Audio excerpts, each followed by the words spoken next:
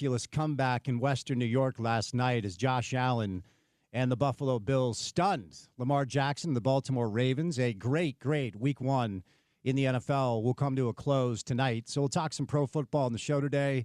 Started with that Thursday night tilt where the Cowboys took the Eagles all the way down the stretch. And now an interesting game tonight with some questions at quarterback. It'll be the first time we've seen J.J. McCarthy under center for the Vikings. And what will year two for Caleb Williams under Ben Johnson look like? Detroit certainly looked like they missed Ben Johnson yesterday. We saw the debut of Micah Parsons for the Packers. Aaron Rodgers went back to MetLife and remembered how to play quarterback, which as a Jets fan is always fun. And, some underwhelming performances. Defense kind of ruled the day up until last night when both those two offenses went crazy. The Niners are in some trouble as Juwan Jennings and George Kittle had to leave the game. Of course, they're already without Brandon Ayuk. So, a lot of pro football on the show today. And, of course, we will talk Utes. Of course, we will talk Cougars. Of course, we will talk college football. Sneaky good weekend of college football took place with only one game between two ranked teams, and that was Oklahoma and Michigan. Is Oklahoma football back? Did they announce their arrival on the scene? We'll get into it. Not a great weekend for the Big 12 if you're a Big 12 shill, which I'm not. Not a great weekend for the conference, but a good weekend for Utah, good weekend for BYU. Rough trip down to College Station for Bronco Mendenhall and the Aggies, but that was to be expected, and we'll get you ready for week 3.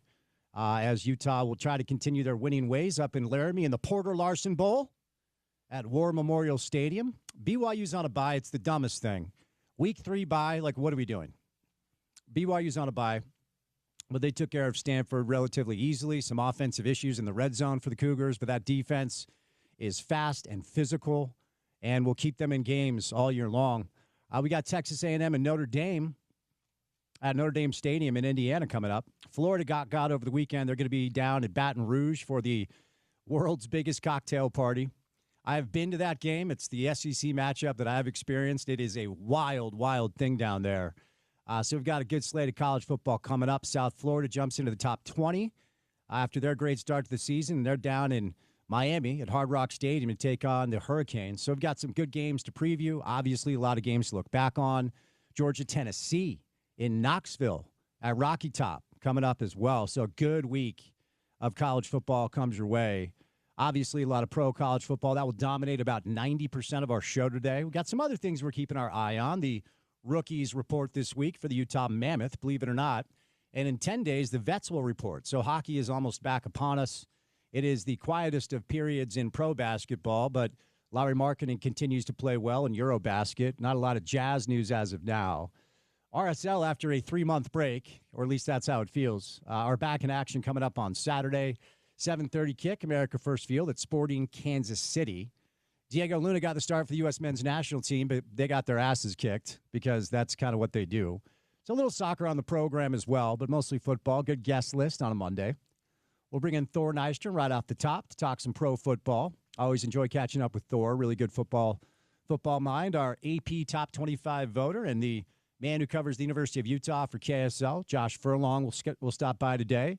Former Utah quarterback Scott Mitchell slated to join us on the show.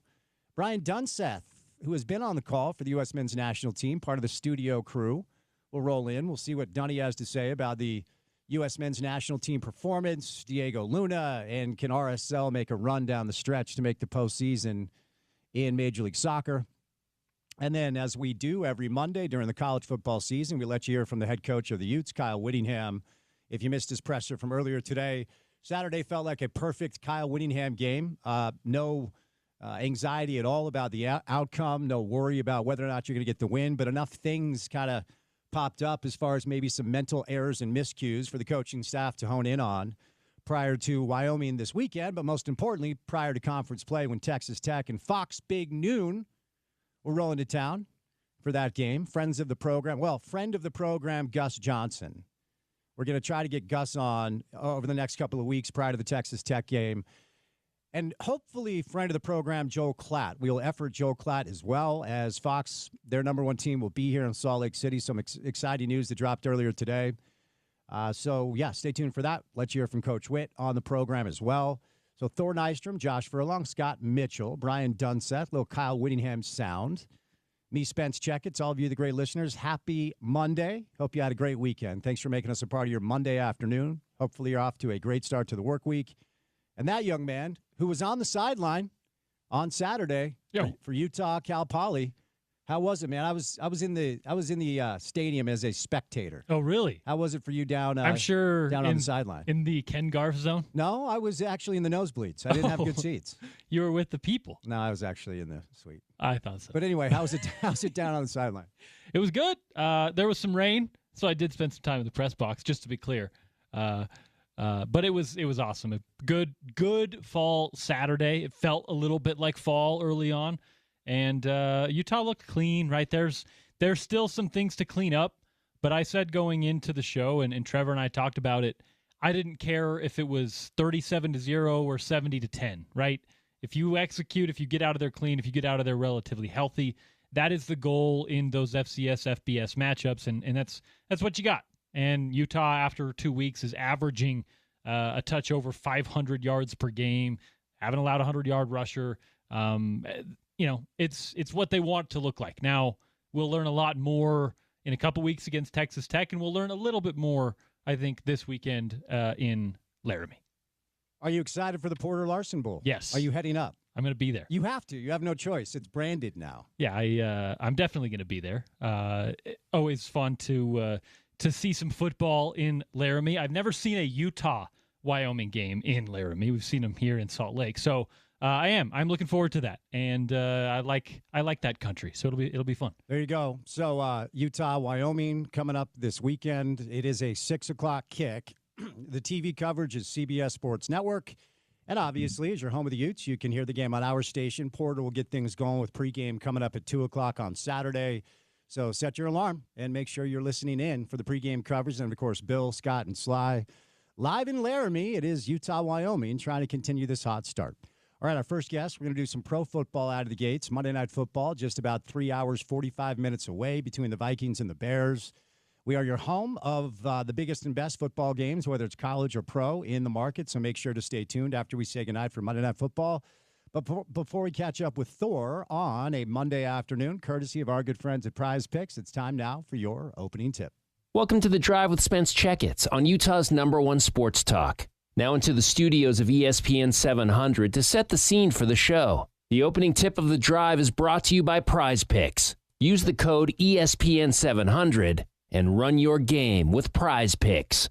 So Prize Picks essentially is giving you free money and then allowing you to win early on to see if you like the platform and see if you enjoy what they do. It is the best way to make money when it comes to utilizing your knowledge.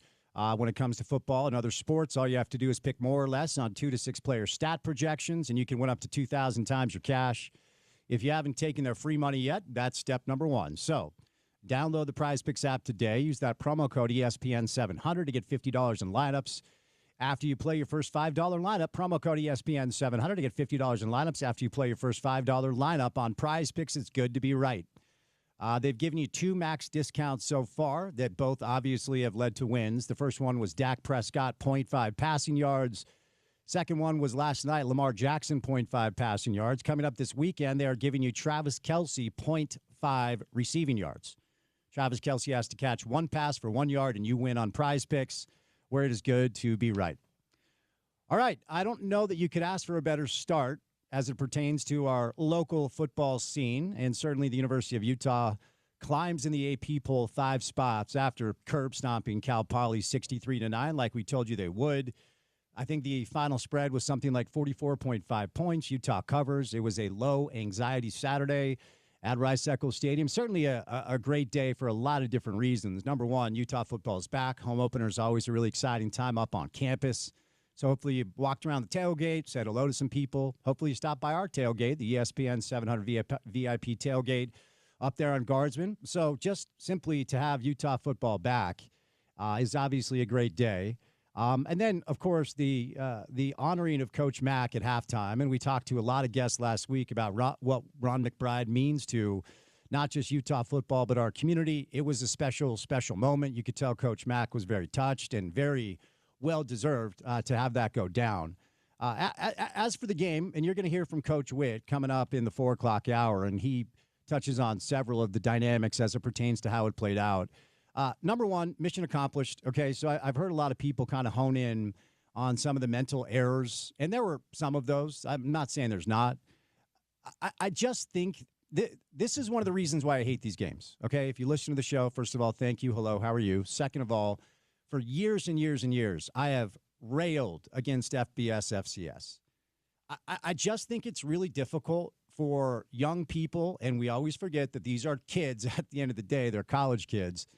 After going to the Rose Bowl, and look, UCLA got trounced. They made it a little interesting down the stretch, but at one point they were getting run off the field in Vegas against UNLV. I just don't think they're very good. I think they stink. I'm not sure that was a great first opponent for Utah, but it was the Rose Bowl. It was late back east, but prime time out west, and it was on Fox, and there was all of this conversation about Nico transferring and UCLA, being a Big Ten opponent, and you go to the Rose Bowl, you answer every question we had, at least for one game, and you absolutely dump truck UCLA 43-10. I just think it's human nature to have a difficult time to get up for Cal Poly, with all due respect. And I'm not making excuses for anything at all. But I just felt like Saturday, certainly for Coach Witt, probably went about as well as you could expect. There was never any doubt about the result. It was never uncomfortable, not for a moment, not even at the beginning. It was another opening drive touchdown, 2 for 2. Wayshawn with a reception and took it to the house. And, yeah, there were some penalties here or there. There were some mental lapses on defense where some players were able to get behind the defense and the quarterback just couldn't find them. And so if you're Kyle Whittingham, if you're Morgan Scalley, if you're Jason Beck, you can walk away from that game feeling good about where you're at with plenty of things on tape that you can coach these young men up to improve upon. And I don't think that's a bad thing. I think a lot of people were unnecessarily overreactionary and panicked about a couple of different dynamics. Ultimately, the kid under center continues to look really dynamic. There are some moments where he looks a little hesitant in the pocket to just let it loose. Remember, we talked all offseason about his average throw game performance a year ago in New Mexico, and there's still some look, he had 3 touchdowns, and ultimately completion rate was good, 17 of 23, 192. I do not want to sound nitpicky. I'm actually being the opposite of that. But if we are honest about the progress from week 1 to week 2, did we see everything that we wanted to see? Probably not, but you're not going to check every box every single week. This football team is, I think, better than most people nationally thought they would be. I am always one that is more curious as to observe than to lay judgment after a couple of weeks. Observation, not conclusion, is what I always say as it pertains to the early part of the college football season. And I always just keep in mind the human nature of young people. I was a young person once. You were too. To just remain focused week in and week out and continue to improve and prepare the way you need to. And I just think the human nature of the thing takes over at times. And certainly in this day and age where you cannot insulate these players from any information, like they knew that they were a massive favorite over a lesser opponent. And to keep that focus up, certainly if you're a coach, you want to make sure that your players are doing just that. But I think it's entirely understandable if there was a little bit of okay, we just trounced UCLA at the Rose Bowl. Maybe we're reading our own articles a little bit, and maybe we're understanding that this team coming into Rice-Eccles on Saturday will not present a very stiff challenge at all.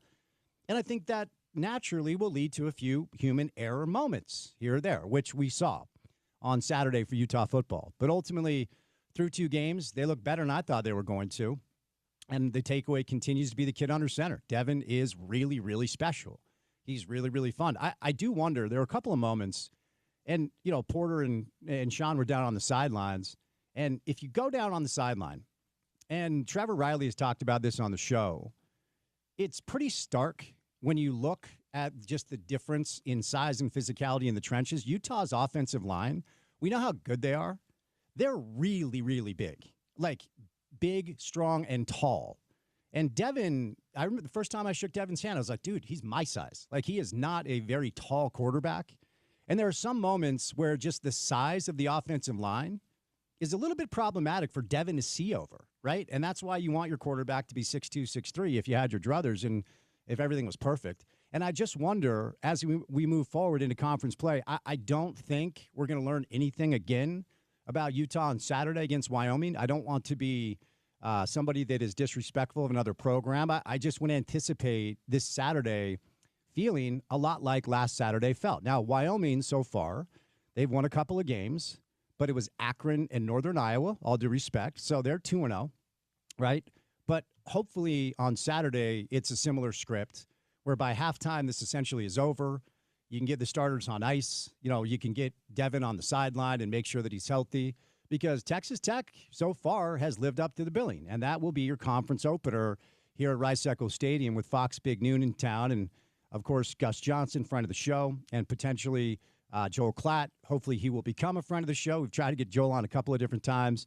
Texas Tech hasn't played anybody, but they've hung 67 and 62 in their first two games. Arkansas, Pine Bluff, and Kent State. Their final non-con game will be against Oregon State, who, if you haven't been paying attention, is not a very good football team.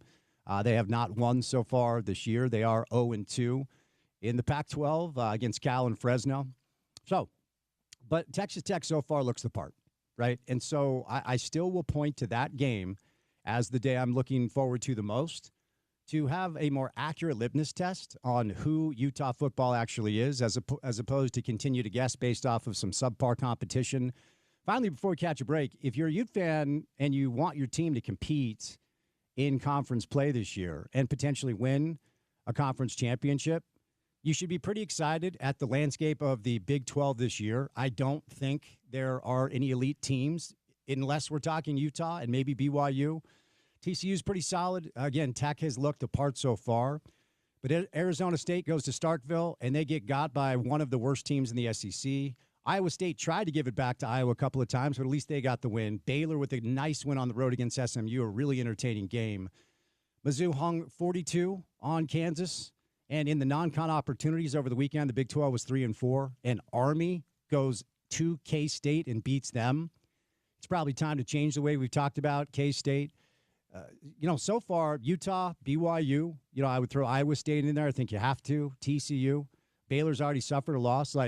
There's no reason through two weeks that you shouldn't feel confident about Utah's ability to have something to say about this conference championship this season. All right, we'll get back to Utah football. We got Josh Furlong, Scott Mitchell. We're going to let you hear from Witt later on as well. But Monday Night Football tonight, Vikings-Bears, will culminate what was a great weekend in the world of the NFL. So we'll do some pro football right off the top with our buddy Thor Nystrom.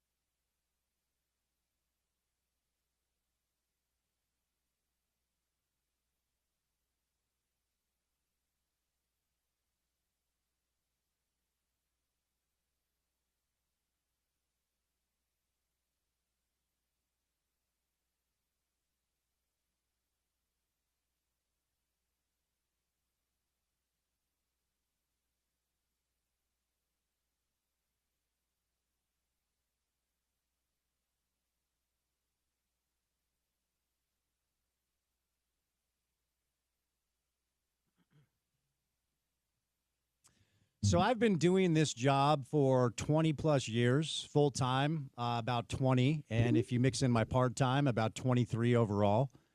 And I don't know that I've ever been more conflicted or confused about whether or not I can actually go on air with something. The term is not a swear word. It's nothing that we would get in trouble for. You know what? I'm going to workshop this before I just got an email with some odds for NFL games coming up this weekend. And there's a dynamic that you can bet upon that has nothing to do with the game. I'll just say this. It started in the WNBA as it pertains to fans throwing this item on the court. And then during week 1 in pro football, 2 of these items were thrown onto the field. And now you can bet as to, you know what, I'll say it like this. You can now bet as to whether or not this weekend an adult toy of some sort will be thrown on the field for a pro football game. And someone's going to bet on that and then go do it. So, there's that. You know what? That's where we're at. Genius. I'm going to lay the odds down. I'm going to fly you to Vegas. You're going to throw one on the field. I mean, I probably won't be doing sports radio if I get caught doing that. But, if you lay big enough odds down and give me a percentage, sure. We have lost the plot, man. We have absolutely lost the plot. Anyway, moving on. Our next guest we will not discuss this with, but we will talk NFL football with one of our favorites, Thor Nystrom, back on the program on a Monday. Thor, happy Monday. Thor, happy Monday, man. How we doing? Thanks, guys. I'm doing great. How are you guys doing? We're good. We're good. I got to start with last night. I mean, it was a great slate during week 1, hoping for more tonight in Chicago.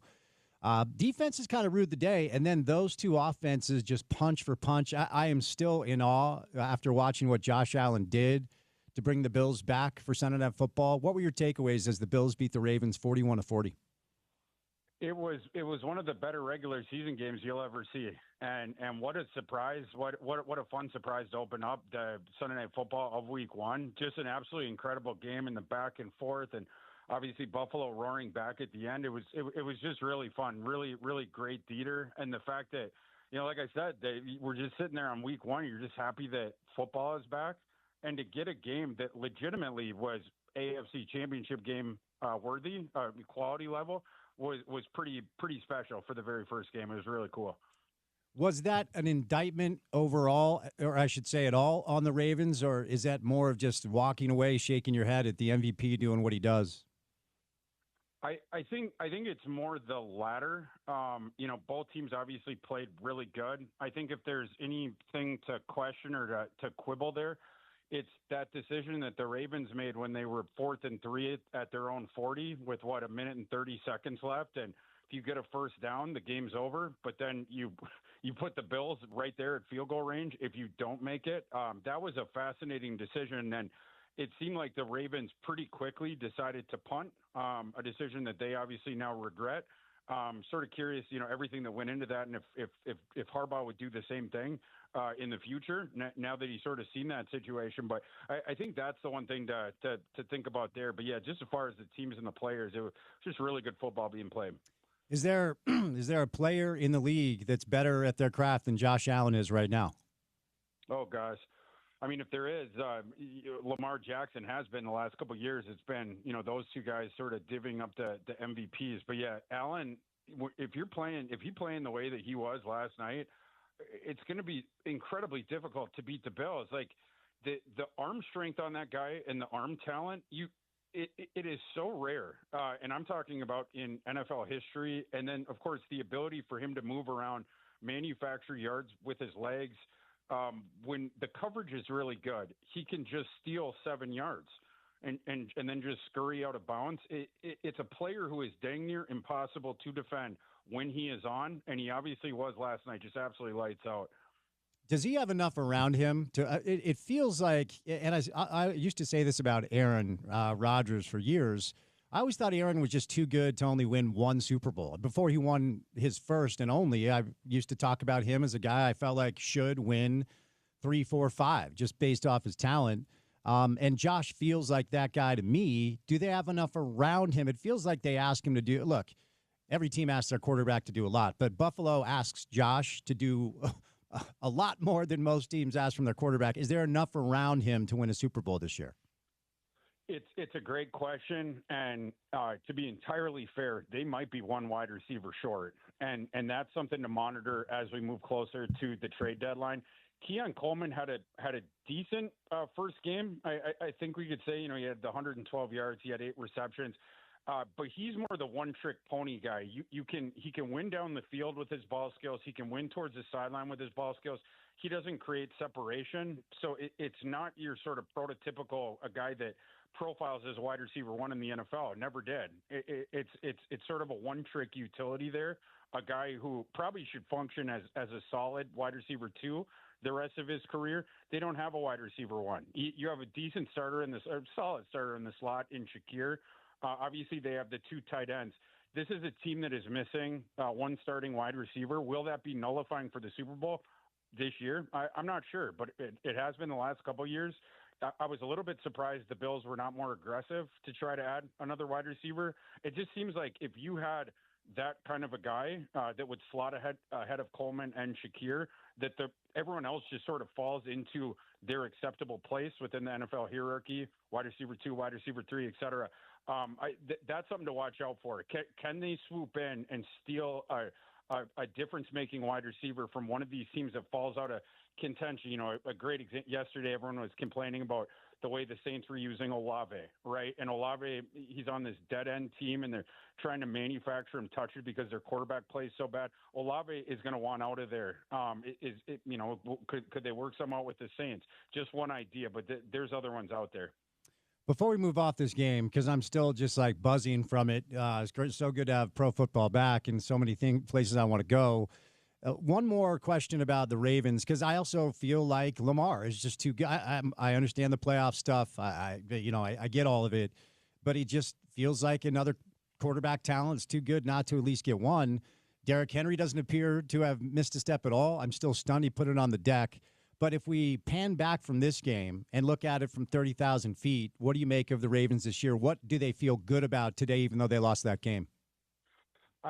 You have to like the Ravens a lot, and you can't lose track of the Ravens. Obviously, the end of that game and the way that the Bills roared back. You can't lose track of the opponent that they're playing. Right, you're playing on the road against one of the NFL's 3 best teams.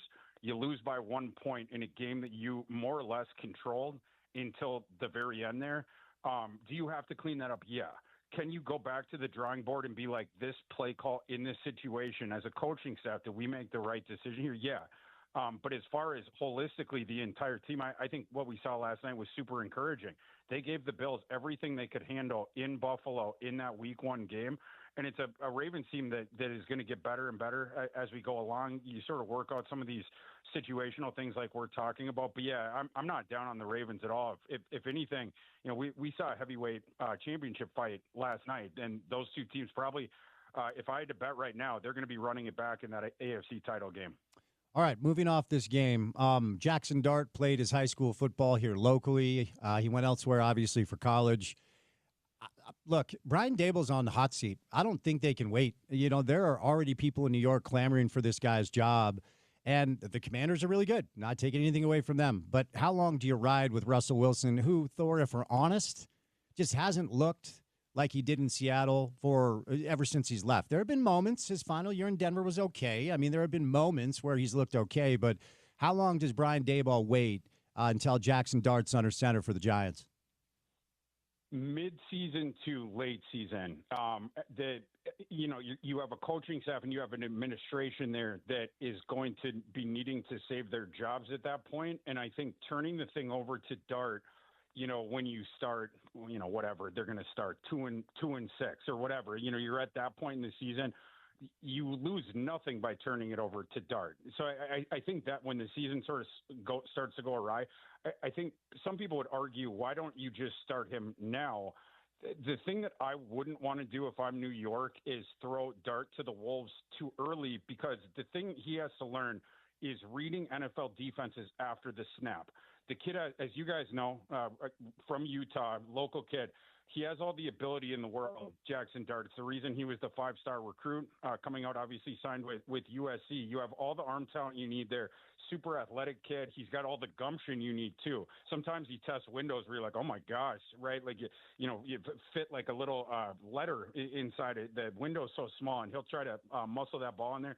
Love all that different stuff. But the Lane Kiffin offense where he put up all those stats, you were going to the first read a lot, and a lot of the times that was a pre-snap read, and Lane Kiffin would do the really interesting stuff with the pre-snap motion and different stuff like that to get that initial read open for him, or open enough where Dart could throw the ball in. Trey Harris, the Chargers receiver now, was functioning as that when he played last year for Ole Miss. But that's the thing they have to work through there. And so for me, it would be more like mid to late season. You just don't want to embed any bad habits in a kid that has the skill set he needs to be a long-term NFL starter.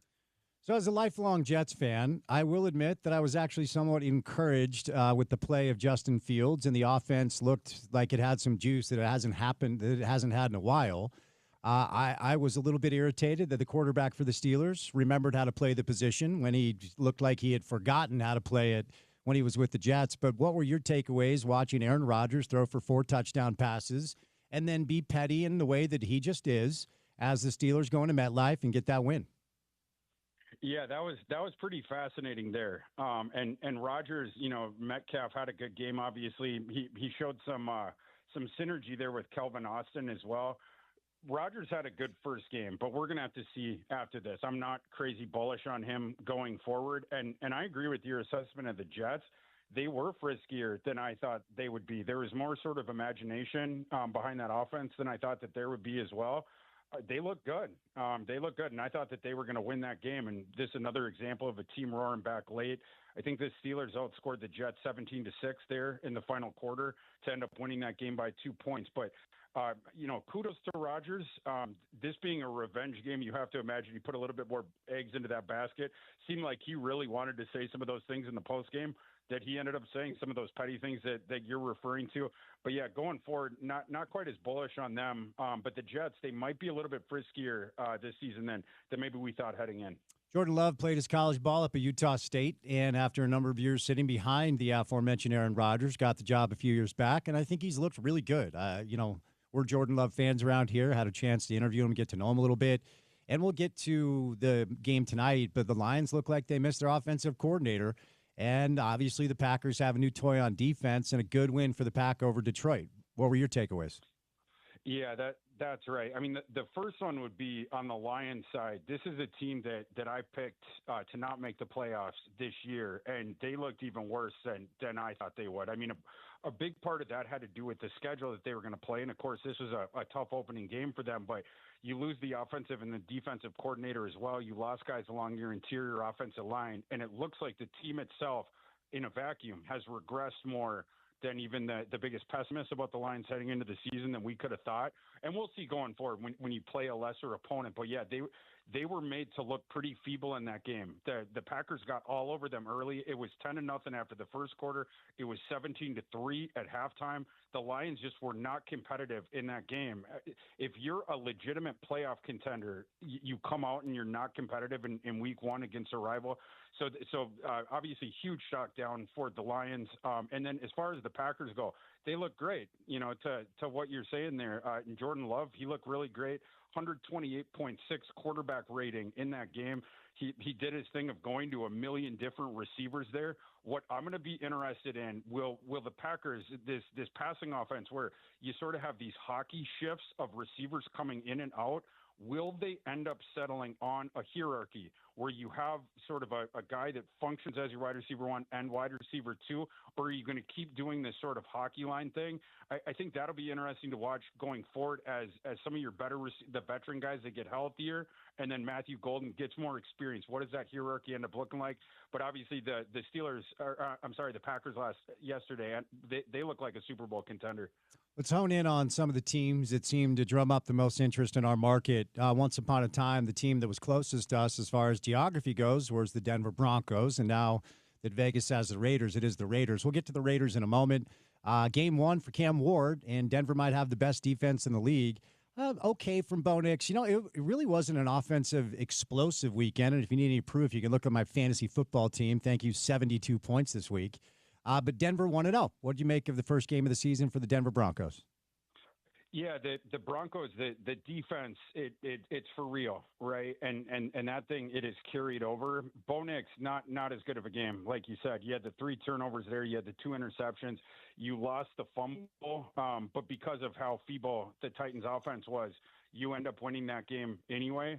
I'll be curious to see, as far as Denver goes with their offense, can Bo Nix going forward, their hierarchies, the running back room there, how are you going to sort that out? Like, you talk about a fantasy football quagmire there. They gave R.J. Harvey 6 carries. He was the best runner that they had, though. J.K. Dobbins, you gave him a bunch of carries, 16, but he averaged less than 4 yards a carry. And then Tyler Beatty, he was the guy who was functioning as their receiving back in that game, ended up getting 6 targets. R.J. Harvey is their best receiving back. And so, like, the way that I would think it would go is Dobbins getting the carry workload that you're going to give him, and then Harvey taking all the pass down work. Again, I'll be interested to see them sort that out going forward. But Cortland Sutton looked pretty good. And then as far as the Titans, I thought Cam Ward looked decent, even though he went 12 of 28 for 112 yards. The receivers kept dropping the ball. You're not going to get many windows against the Broncos, and Cam Ward was more or less putting the balls on hands. And I mean, you're not going to get a bunch of separation, so you need your pass catchers at that point to make plays. He was let down in this game. The Titans obviously do not have a ton of talent around him, so it'll be interesting to see if any of those guys can play better. I mean, Calvin Ridley, you get 8 targets, you turn it into 27 yards on 4 catches. Like, you have to have your veterans playing better than that. But I think Cam Ward showed the Titans management, at least, that this is the guy that we wanted at number 1, and they're just going to have to get the playmakers around him playing better. If you're a Niners fan, the good news is you went up to Lumen and got a win, and the good news is Christian McCaffrey looked fine with 22 carries and 9 catches, 31 touches overall. The bad news is I haven't heard anything official yet, but you lose George Kittle and Juwan Jennings, and you're already without Brandon Ayuk. So the good and the bad from game 1 for the Niners, Thor. Yeah, and you mentioned the thing with McCaffrey, only averaged 3.1 yards a carry, but obviously a good defense, and he had 9 receptions? I mean, like, you add everything together, he got over the 150 all-purpose yards, more or less looked like the Christian McCaffrey that we know. So obviously that was a good sign. But, talking about a receiving core that already came into the season less than 100%, now it's going to be even more depreciated with some of those injuries that you're talking about.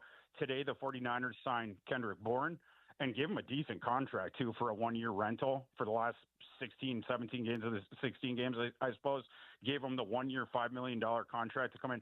They obviously needed the immediate help based on where the receiving core is right now. You stole that win in Seattle, so that was nice. You went into the fourth quarter facing a deficit, and you ended up stealing that game. Ricky Pearsall looked good.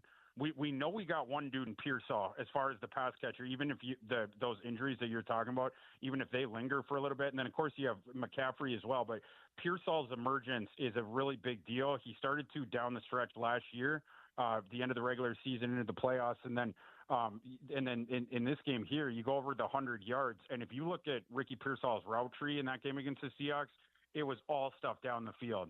So that's a guy they are obviously looking at as their wide receiver 1 this season. He's going to continue to function at that. I think he's going to breach 1,000 yards as well. I think Pearsall going to have a big season, but yeah, they're going to have to figure it out. That banged up pass catching core. The rest of September, can we get Bourne in? Can he play right away? And then what are the health statuses of some of these other guys? But at least you got one dude in Ricky Pearsall. Since I referenced the Raiders, they go to Gillette and they get a win. And one thing I think most people feel confident about when it comes to the Patriots is they'll be a very good defensive team under Mike Vrabel. And look, again, Jet fan here, so I'm familiar with the Geno Smith experience. You could do worse than Geno. We saw Ashton Genty get into the end zone. We'll see what the deal is with Brock Bowers, who looked awesome before he had to leave. But takeaways from Vegas heading back east in the Northeast and getting that win over the Patriots.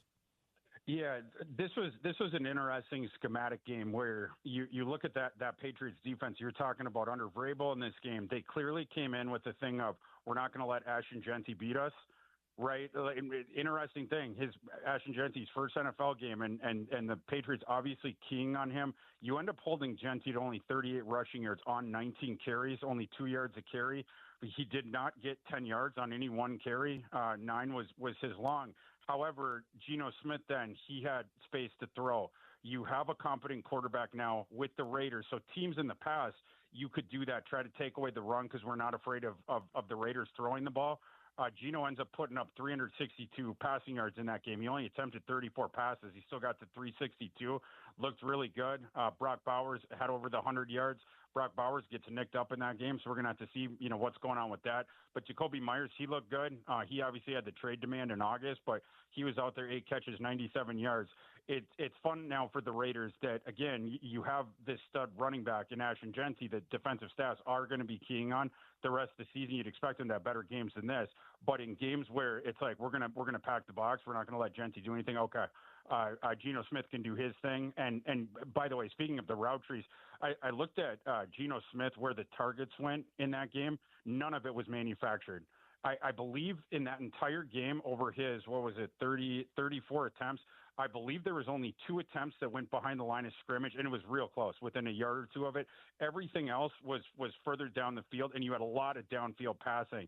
Again, going back to the thing of the Raiders haven't had a guy behind center like this the past several years that they trust to throw down the field. Geno's going to do that for him, so makes the team and the offense a lot more dynamic. And, of course, Chip Kelly, our old friend, running that offense, he's going to have some stuff schemed up the rest of the season to take advantage of these playmakers that they have. We'll end with tonight, but before we get there, one of the reasons why I'm nearly threw my phone through the window as my fantasy football team was suffering is my quarterback is Joe Burrow, and Jamar Chase was my number 1 overall pick.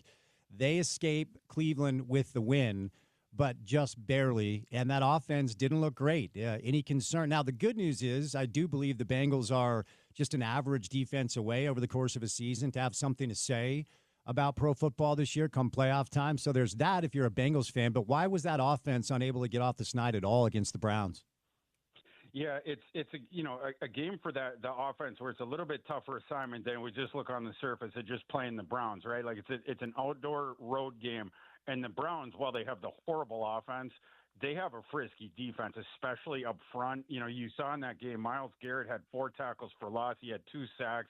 Isaiah McGuire, a guy they took in day 2 a couple of years ago, he had a great game. Carson Schlesinger, the first pick in the second round from April, the linebacker out of UCLA, he was flying around, 8 tackles. He had a tackle for loss as well. The Browns defensive front was having their way with the Bengals offensive line. And this is the one thing, this has been the case past couple of years, but the Bengals didn't do anything to address it this offseason, right? Like I thought maybe that first round pick was going to go towards offensive line help. They ended up taking Shamar Stewart. Shamar Stewart looked pretty good, by the way, in that game, especially for having the truncated first training camp when he was holding out. But the offensive line for the Bengals, if that thing doesn't get any better, is the ceiling of this team any higher than what we've seen the last couple of years? Chase Brown, in that game, he had no room to run, 21 carries for 43 yards.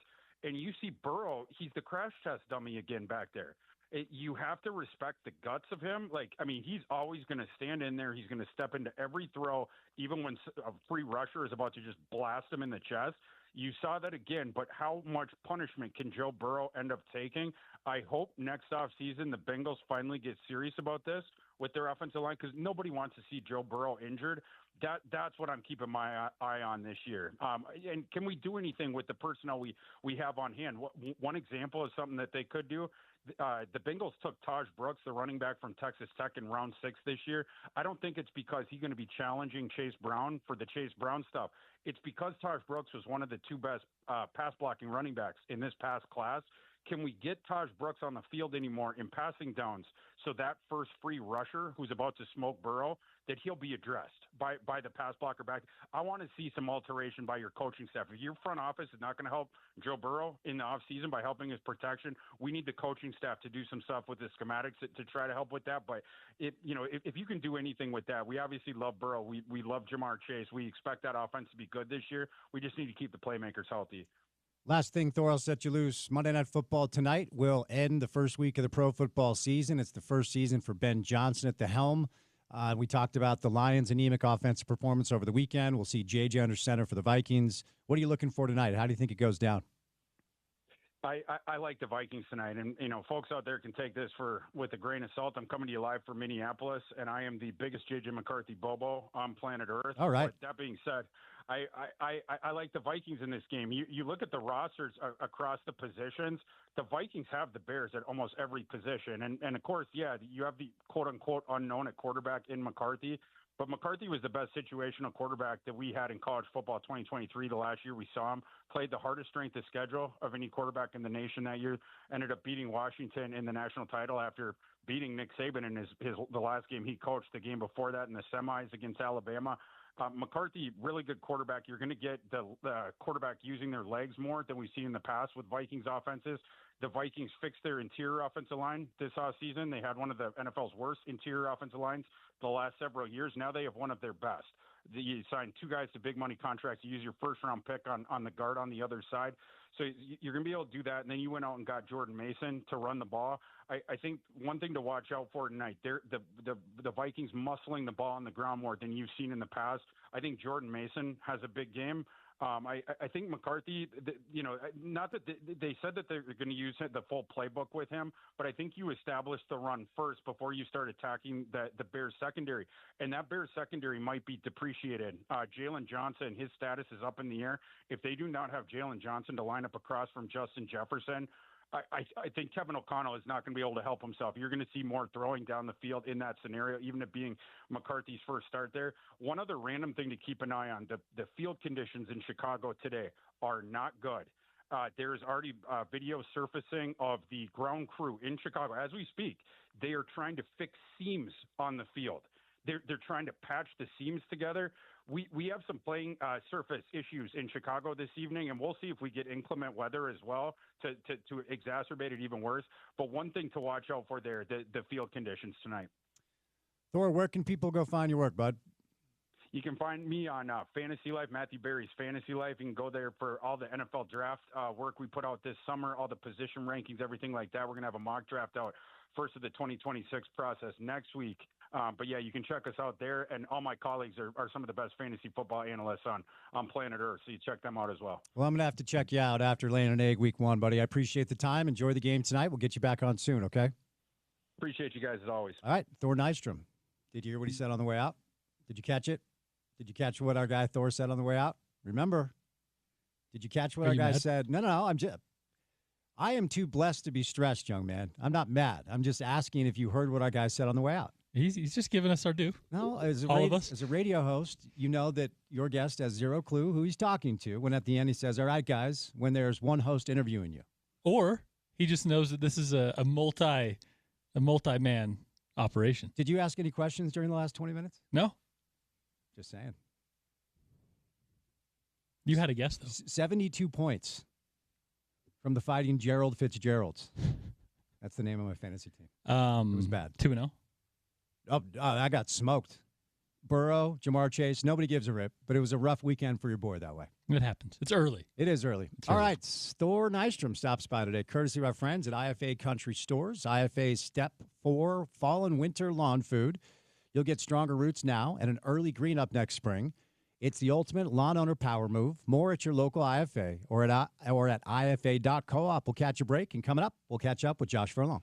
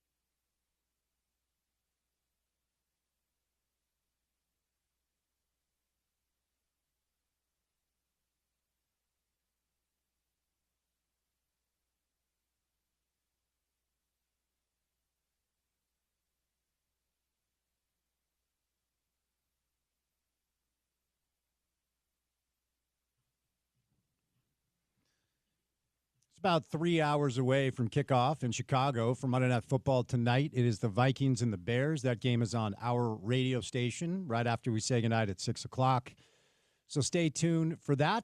We're going to bring in Scott Mitchell today. We'll let you hear from Coach Witt a little bit later on the program. Peter Schrager and Ryan Clark are sitting next to each other, being nice to each other on the Monday Night Football dais.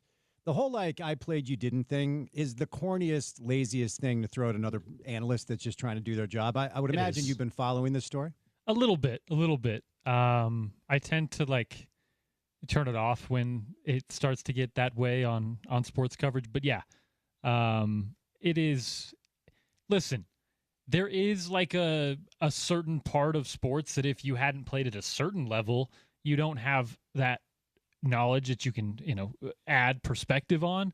But yeah, there's some athletes who, let's be clear, had good careers and are terrible at covering the sport. But, just case by case. Have you ever heard Isaiah Thomas talk about basketball? Right. And it sounds like he's never played basketball. And he was awesome. He was incredible. Whenever one of these stories kind of pops up, I just kind of roll my eyes, shake my. It's so corny. Some of the worst analysts in sports were some of the best players that I ever saw play. I've never learned anything listening to Magic Johnson talk about basketball or tweet about basketball, but Magic Johnson's a top 5 player of all time. So anyway, they're playing nice on the set, but Monday Night Football comes your way in just a bit. All right, Utah football 2-0. Our next guest, our local AP Top 25 voter, covers the Utes for KSL. Josh Furlong, happy Monday, sir. How are you? I'm doing well, Spence. How you been? I'm good, man. I'm good. So through 2 games, here's my first question. What do you feel like you know about Utah football? I feel like I know that Utah can score points. I think they've been really efficient and effective that way. Even when they're not perfect, they've found ways to just really move the ball. And I think for everything that Utah needed going into this season, that's probably the best thing that they need, right? There's still questions on the offense. It's not perfect. I'm sure we'll talk about some of that. But I think the fact that they've been able to score points and do it in an efficient manner is a great sign. And I don't think it really matters the opponent, quite honestly. I think the fact that you've been able to score and do it well kind of says more than anything else. So to me, that's kind of the biggest takeaway that I've had from the season, outside of just Jason Beck has full control of this offense. So I think there's a lot to kind of have there, knowing that Kyle Whittingham isn't necessarily micromanaging everything. It's Jason Beck's show, and it's been a good show at that. What are the questions, Josh, that still remain in your mind? I think it's still wide receiver, right? And I don't think this is fully on the wide receivers completely. I think, it's easy to say, they're not getting separation because Dampier's not getting them the ball. I think it's a combination of the two, in the sense that Dampier is trying his best to limit turnovers. And I think that's been preached to him as a guy, after coming off of his year last year where he threw 12 picks. It's learning when to make the right throw and when to be aggressive. And quite honestly, against Cal Poly, you didn't need to be aggressive. Against UCLA, you didn't really need to throw it all that much. You could go with the run game. So, I think it's still a question in the sense that we don't know what it is, but they've clearly shown that there's guys that can be effective. Ryan Davis, who had a leg up on the offense because he played in it last year, he's been pretty solid. Tobias Merriweather's been able to get some separation and be able to get the ball at times. But Utah's utilized their tight ends. They've utilized other elements. They used Wayshawn Parker last week to be able to have a nice little 50-yard run off of a dump-off catch. So, I think it's still, TBD, but I don't know that Utah's fully played all their cards. And so I think we're still bound to see kind of what this wide receiver room looks like. But at the end of the day, if they can move the ball, that's all that matters. And right now they've been able to move the ball. Yeah, for sure. And, it is a little bit nitpicky to complain after 2 pretty dominant performances. But let me just ask you a question. I know you referenced this earlier, that it doesn't matter who the opponent is. And I understand that point because really you just hone in on the way Utah has looked. But you do have to probably acknowledge, and Coach Witt himself has acknowledged, that the competition thus far has not been that stiff. So how would you, just for you fans out there that maybe just don't watch every single game like you do or we do, how would you articulate the type of test, generally speaking, UCLA has been? And then if you want to throw Cal Poly in there, that's fine too, but we know that was a joke. Yeah, mean, I think they're good tests, right? Especially early in the season where you're trying to kind of try some things out, trying to figure out what sticks, kind of trying to find your identity. And so like UCLA is always going to be a tall test because they have athletes that are Power 4 athletes, right? They may not have lived up to their expectations in terms of being able to be a solid team completely. But at the same time, you're going up against guys that are going to be more akin to who you are in the Big 12. They may be near the bottom of the Power 4, but at the same time, you've got a team that is going to have a similar look as what you're going to get. So I think that's invaluable in the sense that you're playing a team that was going to look like a lot of what you're going to get this year. And on top of that, you blew them out of the water, right? Like you did your job. And I think that's what matters the most, right? I think if we're talking today and Utah had beat UCLA by 3 points and you saw what they did against UNLV, maybe there's a little bit more nerves that this isn't going to translate, at the Big 12 level. I think the fact that they were able to score 43 points on UCLA and then follow it up with another pounding of an FCS team, which you should beat up, it gives you at least more confidence that this could be potentially sustainable. This isn't just non-conference, shenanigans and teams just doing what they need to get points. It lends itself more to, the efficiency they are. There's been games in years past where Utah plays, these equal level of opponents and they can't get scores in the red zone, right? Like they've played FCS games where they've had to punt several times. This is a team that has been able to be efficient on offense. They're 100% once they get into the red zone on touchdowns.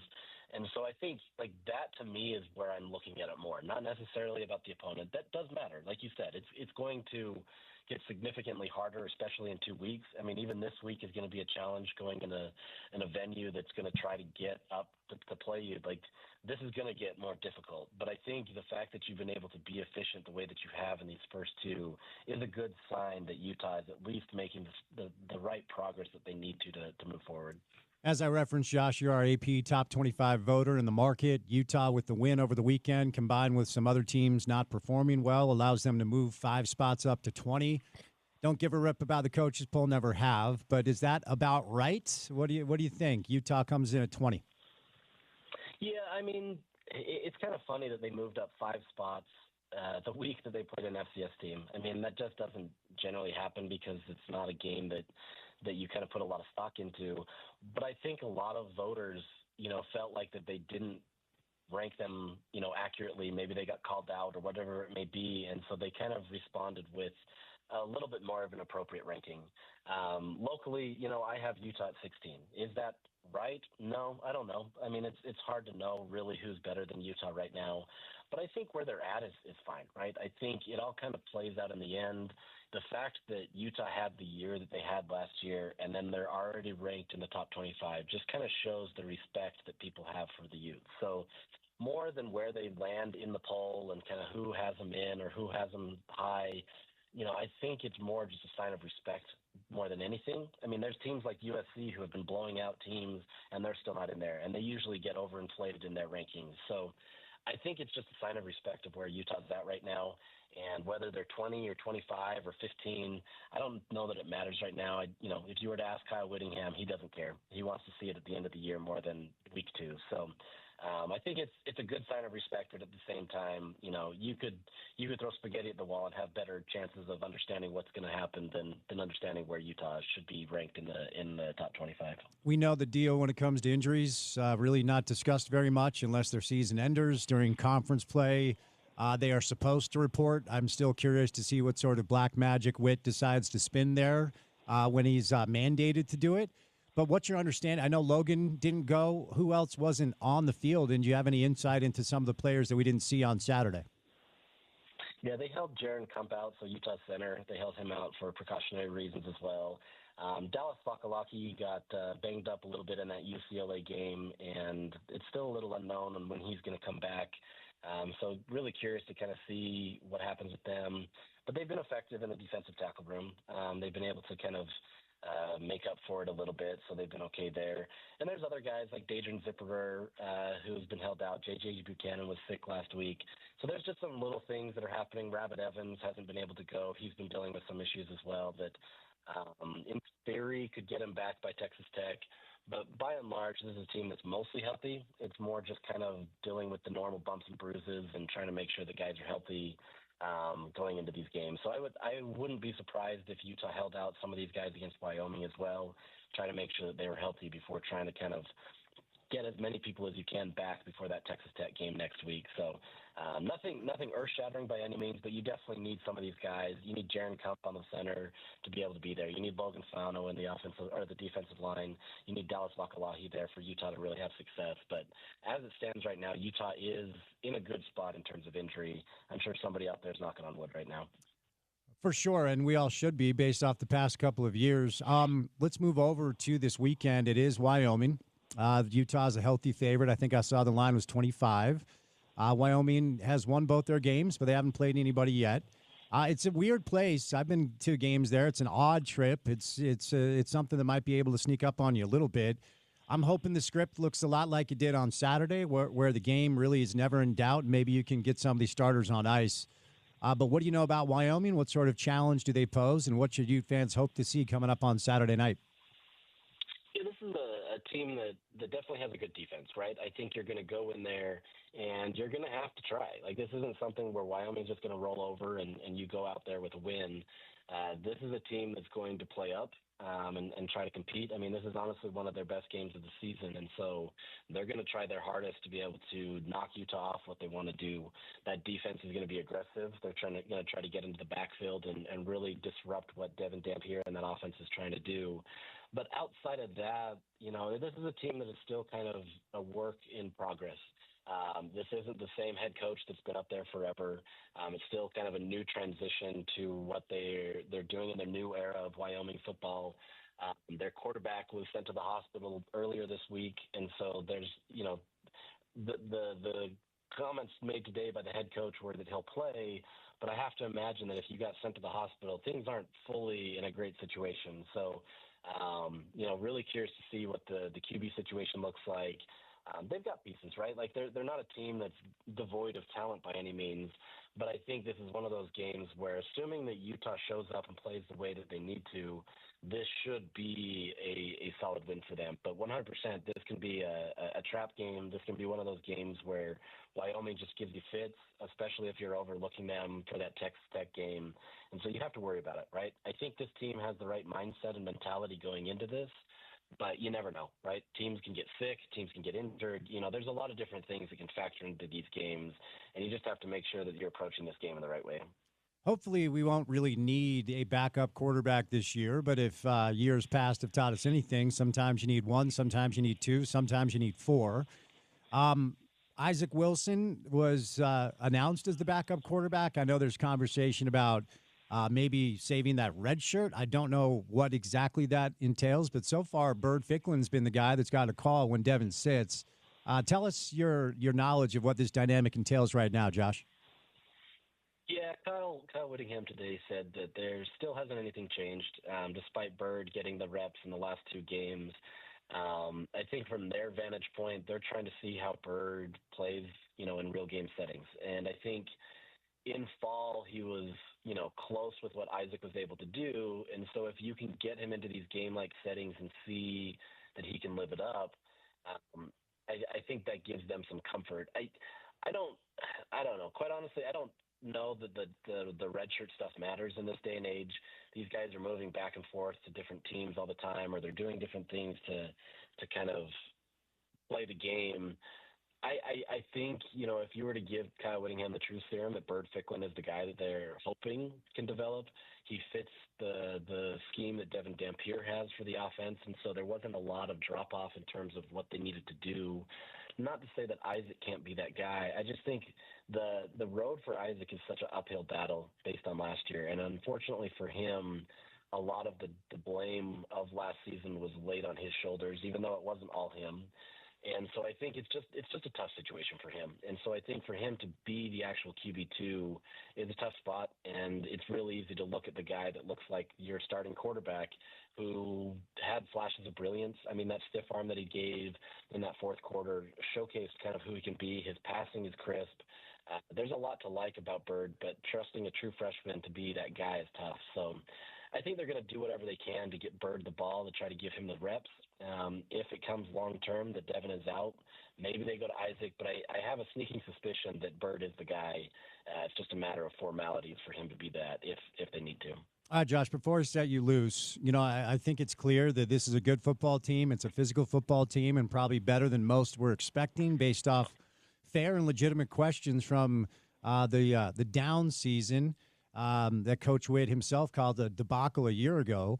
So there's that. Then the other side of it is this conference so far, the Big 12 conference so far, just hasn't shown themselves very well in non-con opportunities. Oklahoma State got undressed in Eugene. And Mike Gundy might have learned a lesson. You do not poke the Dan Lanning bear, a lesson that Deion Sanders learned not too long ago. Mississippi State is thought to be one of, if not the worst team in the SEC. Arizona State, at one point, felt like kind of a consensus pick to win the Big 12. They lose in Starkville. Iowa State got it done against Iowa, but they tried to give it away. Baylor with an exciting win. It's not all bad. Kansas loses to Mizzou. It feels a lot like last year. Army goes into K-State and beats them. How good do you think the conference is, just overall, before I set you loose? Yeah, I think the health of the conference isn't necessarily great after this last week. I think going into the season, there was a lot of optimism that there could be, 6 to 8 teams that could compete for the Big 12 title. And right now, it just doesn't appear to be kind of a lot of consistency there. And that's not to say that these same teams couldn't compete for a Big 12 title. We're not even in conference play yet. But it's been really lackluster, right? Like there just hasn't been, the star moments or there's moments where you feel like the Big 12 has arrived, and especially with so many returning quarterbacks where this was kind of the heralded aspect of the conference this season. It just hasn't lived up to that expectation. I mean, a couple of years ago when Utah was in the Pac-12 and you had Caleb Williams, Michael Penix Jr., Bo Nix, those types of things, they lived up to that, right? And they showed on the biggest stage, and we just haven't seen that. And so, I don't know if there's a collective problem or if it's just, some of these teams are overhyped, but it's not a good situation for the Big 12. And, if Utah is able to run the show, I mean, that's more power to them. But I don't know. It's just not a good situation for the Big 12 right now. No, it's not. Josh, thanks for the time, man. Have a great week, and we'll get you back on next week. Sounds great. Appreciate it, man. All right, Josh Furlong covers the Utes for KSL. Utah football back in action coming up on Saturday at Wyoming in Laramie. It is a 6 o'clock kick. Our pregame coverage with Porter begins at 2, and then we'll throw it over to Bill and Scott and Sly and the gang. They'll have the call for you as Utah tries to remain clean, 2-0 after the first 2 weeks of the college football season. We'll catch a break. Coming up on the other side, we will catch up with Brian Dunseth. We have Scott Mitchell stopping by today. We'll let you hear some sound from Coach Witt from earlier today. Want to let you know with IFA's Step 4 fall and winter lawn food, you'll get stronger roots now and an early green up next spring. It's the ultimate lawn owner power move. More at your local IFA or at ifa.coop. Dunny stops by coming up on the other side.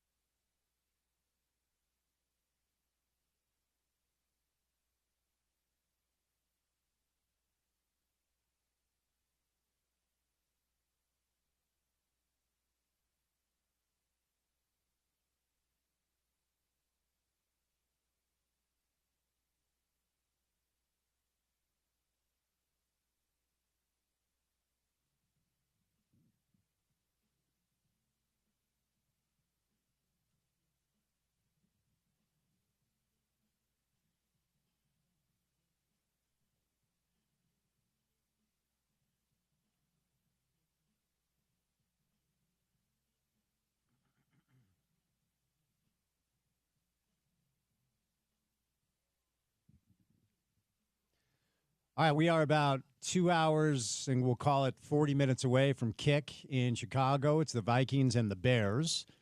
Monday Night Football will complete the first week of pro football. Of course, you can hear the game on our station after we say goodnight.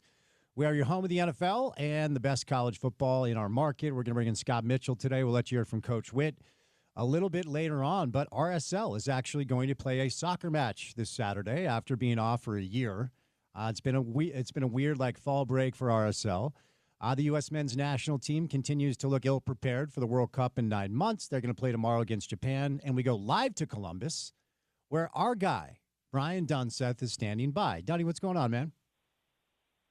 Good to see you the other day, Spence. I enjoyed it, man. You and I haven't had a catch-up like that in a long, long time. I just can't believe how big your boys are, dude. I remember when all of them were born. They're like men now. It's wild. Yeah. Yeah, now Shai's about to get his driver's license. That means I'm on the hook for all the parents out there. You know what it's like. Mm-hmm. You realize that car insurance is going to go through the roof. Now you got to figure out a car that's reliable and safe and at the same time, I guess, cool. Mine was a 1982 brown Toyota pickup with AM/FM radio and air conditioning as you roll down the windows. Nice. With your hands instead of, the electrical one. But, yeah, man, we're wild times, man. A couple teenagers, one little nugget, and, they're growing too fast, man. Long days and nights, really fast years. For sure. Well said. Great to see you as well, my friend, and thank you for the time today. We'll end with some RSL, but let's start with the U.S. men's national team as you're going to be there once again involved on the broadcast as they take on Japan tomorrow. But, Dunny, just another misstep, and the World Cup is 9 months away. So tell me your takeaways as they lost to South Korea 2-0. Yeah, I mean, all of these, this next three windows, 6 opponents are going to be already teams that have qualified for the World Cup. And the thought process is, how can you theoretically schedule these friendlies where there's no jeopardy of World Cup qualifying in terms of pressure and, standing on the field in Honduras down 1-0 with, 45 minutes to get a result and get yourself back in the World Cup. It's almost impossible. So Mauricio Pochettino today was very adamant that while results theoretically matter, this is really the only time that he gets an opportunity to see some of the depth of what the player pool looks like, including those. Noki Banks, the 18-year-old playing for Augsburg, who came on and played the last couple of minutes against Bayern Munich the other day, versus a Tristan Blackman or a Christian Roldan or even Alex Indejas at Club America, guys that he hasn't really seen that much. So an opportunity to test the player pool. But like Turkey and Switzerland, very quickly, I think we all kind of have the eyeball test of guys that can play versus guys that can't play, or guys that we theoretically thought could play at a higher level, then maybe they really can. So all of these things can be true, but the frustration, and listen, this window, I tried to tell people, when you're talking about Korea Republic and you're talking about Japan, these are two of the most intelligent, athletic, technical, physical speed demons, speed merchants that you can possibly play. And Korea had lost once in 28 matches, had given up just 8 goals in 16 World Cup qualifiers. Japan is very similar. They should have smashed. They could have been up 4-0 20 minutes in up in Oakland against Mexico. So these were going to be – I mean, I said post-game, did anybody really think they were going to beat Korea? Because even with the first team, I think this is going to be difficult. And by the first team, I mean, Gio Reyna and Weston McKennie and Yunus Musa and all those guys, Jedi Robinson playing for Fulham. So, from Pochettino's standpoint, this is a progression of idea. From the U.S. fan base, there's a mixture of fear, being tense about results, and then almost like a sense of apathy towards this group of players that we all kind of endeared them to be this golden generation. And Christian Pulisic is part of this golden generation conversation. The rest probably up for debate. But you got some guys that will do absolutely anything to be a part of it, like Tim Weah and Tyler Adams and all these guys. And at the same time, because the results aren't there, you've got a fan base that's saying, hold on a second, we just want to win. And where's that core DNA of visually the eyeball test of guys that are going to do everything in their power to leave it on the field consistently? The heart, grit, determination, the soul, the representation of the badge. And I think for a lot of people, that's not visual. Those visuals aren't matching up with the collective DNA. I mean, how many times, Spence, when we were watching, whether it was Bruce Arena or it was Bob Bradley or even Jurgen Klinsmann, we were watching these guys like Aguchi Onyewu and Tim Howard and Carlos Bocanegra, Michael Bradley, Jermaine Jones, Clint Dempsey. These guys like leave it all on the field. DeMarcus Beasley, Steve Cherundolo. Like you always knew when these guys went to battle, they went to battle. And I think the hard part for a lot of fans right now, former players, pundits, media members, is they're looking at this group saying, hold on a second, man, if you would have just marked the back post against the Netherlands, you could have gone through. You played really, really well at the World Cup. And we thought this was going to be this stratospheric climb. Like, man, we made it. And here we are, 9 matches remaining before Mauricio Pochettino has to name a World Cup roster. And I think a lot of fans are looking at this and saying, well, it's not Greg Berhalter's fault. Now we got a world-class manager who's trying to tell us things that we don't feel like we're seeing with our eyes. And so what the hell is really happening with this group of players that ultimately are responsible for stepping on the field and wearing the U.S. men's national team crest and beating teams like Turkey and Switzerland and Mexico and lifting trophies and getting out of Copa America and making deep runs? I think maybe our standard of expectation has shifted significantly, something I don't think any of us could have ever predicted. All right, if we pan back from just a vacuum and a loss to South Korea, and to your point, it's a good side. We saw Pochettino's 14th different starting 11 in 17 games. Okay, so there's that. Yeah. They are winless in 7 games against top 25 teams, losing 6 of them since beating Mexico in the CONCACAF Nations League. They've been outscored 11-2 in the first half of those games. And we're 9 months away, Dunny, from the World Cup. My question is simple. The answer is certainly not. Do you think he knows who his best 11 are? Do you think he has any idea? I think, yes, I do. I mean, I think he's incredibly intelligent. And I think we're making it too simple at times. And I understand from, light everything on fire and the social media perspective, how easy it is to kind of gang up in this tribal mentality that we have with regards to the U.S. men's national team.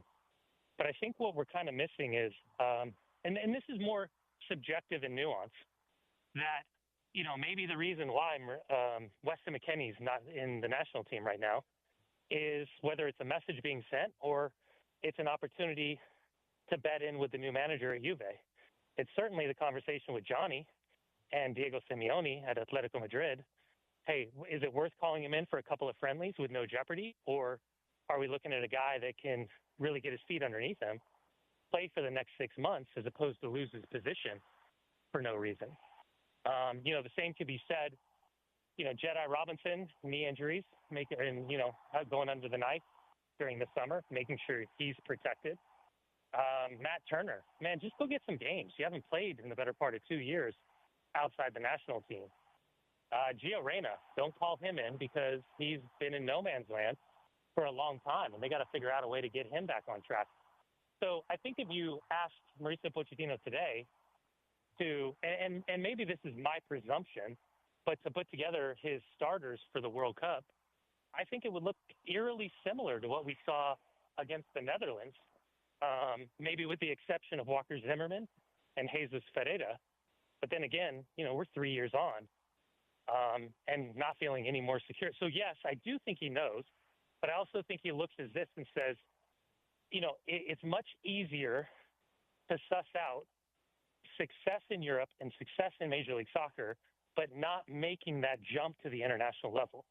And the difference between playing maybe Haiti or the difference between playing Jamaica is drastically different than playing against Turkey and Switzerland and Korea and Japan and Uruguay and Paraguay and Australia and all these Ecuador, all these teams that have qualified for the World Cup. You're going to get a better understanding of these individuals that can play or make the roster now, as opposed to maybe, turn to January, someone goes down injured, Johnny goes down injured, say, at Atletico Madrid, and all of a sudden people are saying, hey, Mauricio, why didn't you ever give Aiden Morris a chance? Why didn't you ever give Sebastian Berhalter a chance? So in the nuance of the conversation, Spence, I do think he knows who his best group is, but this is also an opportunity for a guy that's been in the job for effectively a year and a half. And by the way, this group failing, all of those guys I mentioned, collectively failing at Copa America as well as Nations League last March, to say, okay, let's take a deeper look at this pool and let's see who's available. I wonder what your reaction was when you saw the latest U.S. men's national team roster announcement. I read and heard a lot of people kind of scratch their head about it. When it comes to some of the omissions, do you share that sentiment, or do you like kind of the direction he's taken, at least with this latest iteration? I was surprised. Listen, when you see Tristan Blackman's name at 29 years old, I'm thinking to myself, well, wouldn't you be better served getting the repetition of collective game with guys like Mark McKenzie, guys like Miles Robinson, who I would rank above Tristan Blackman.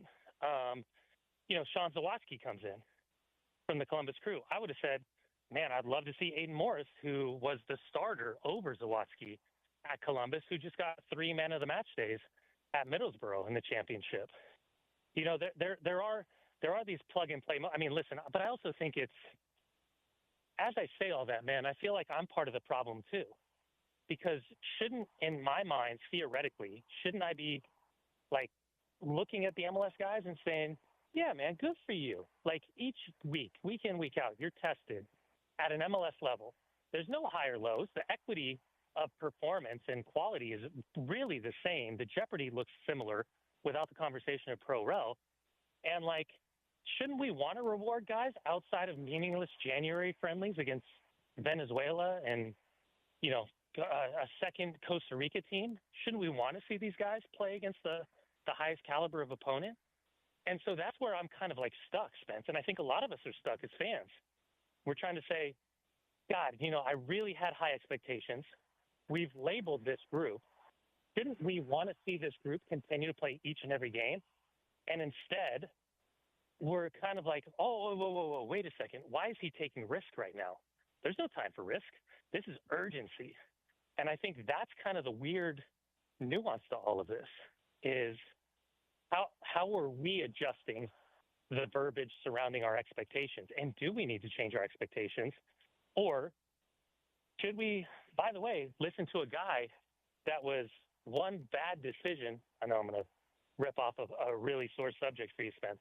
One bad decision of winning a Champions League not too long ago and say, God, he really does know what he's doing. Maybe we should step back a second and put some more blind faith into his process as opposed to how we view the game and how we think the game, should be absorbed and applied here in the United States. It's a really weird situation right now for all of us. What about, and look, I know we could hone in on probably different and, more nuanced positional conversations. They're just not dangerous in the attack. Like, I feel like Kerry Talley has scored more recently than Josh Sargent has. Like, he... Jesus. Got him. That is a deep cut. Got him. That is a deep cut. That is a deep cut. I did drop Luke Kremelmeyer. Yeah, the laser himself. I felt like the Balogun kid came in and played pretty well. But who are the best strikers in the pool that we need to see more of? I mean, one would suggest that Flo Balogun was always going to be our number 9. That was 2.5 years ago. We were publicly, adoring fans who were trying to convince him to make the one-time switch from England. And come on over. But since then, he's been banged up, man. He's, for the better part of the last year and a half, he's been injured. He's been dealing with, like, shoulder issues, ankle issues. And now there's concern, like, Josh Sargent's got 5 goals in 4 games in the championship, which is effectively English second division. But at the same time, Flo's only been back for 1 game. And so even in that conversation, Chris Richards has a bit of a knock.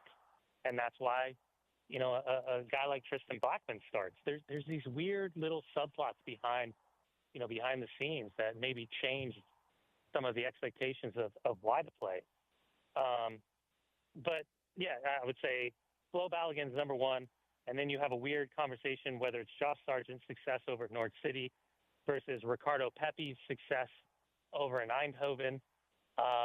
As you kind of trickle a little bit deeper then you start to get in the weeds of who effectively is reliable off the bench and not necessarily a starter, like these impact subs that know their roles, versus who's maybe like the blind outlier that comes out of nowhere and makes a roster a la a Hercules Gomez in 2010, a Robbie Finley, a Charlie Davies, even a Chris Wondolowski. So those are some of the guys that we're kind of like waiting to see, is there a blind outlier in this conversation? But right now, it's seemingly going to be between Folarin Balogun, Josh Sargent, Ricardo Pepi for the one of that, whoever plays in that singular number 9 position. Before we move over to RSL, I feel like, well, certainly when you look at the players that have benefited most from Pochettino's appointment as manager, Diego's among them. He's played a lot of minutes since the change, and according to the player grades that I have in front of me, Diego is one of the brighter spots, even though it was a loss. Are we moving into a space, Dunny, where it feels like he's not just a lock to make the roster, but he might have something to say about, I don't know, starting or playing a lot during the World Cup? I think he makes the roster without a shadow of a doubt. I just saw him last night. I thought he was good against Korea. I think instinctually he's got to find a balance of wanting to influence the game so bad that there's a little bit of a lack of discipline in moments. And what I mean by that is an understanding that you don't have to go all the way deep. And when you do go all the way deep, there's a teeter-totter effect of now that vacated space means that there's not a U.S. men's national team player in that space operating. I like the idea of going 3 in the back because I think that would allow Christian and he or Alex Zendejas to play as dual 10s in the pocket and then kind of pop up in more dangerous spots. But yeah, listen, I think what Diego has done in a short amount of time has raised his profile to the point where every time I see him publicly, there are people coming up to him. He's become that recognizable after that stratospheric, performance in the Gold Cup. So I think he's pushing for a starting spot. I think he's going to have to share the opportunity with Zendejas, who has been excellent at Club America over the last couple of years. Christian Pulisic is going to start without a shadow of a doubt.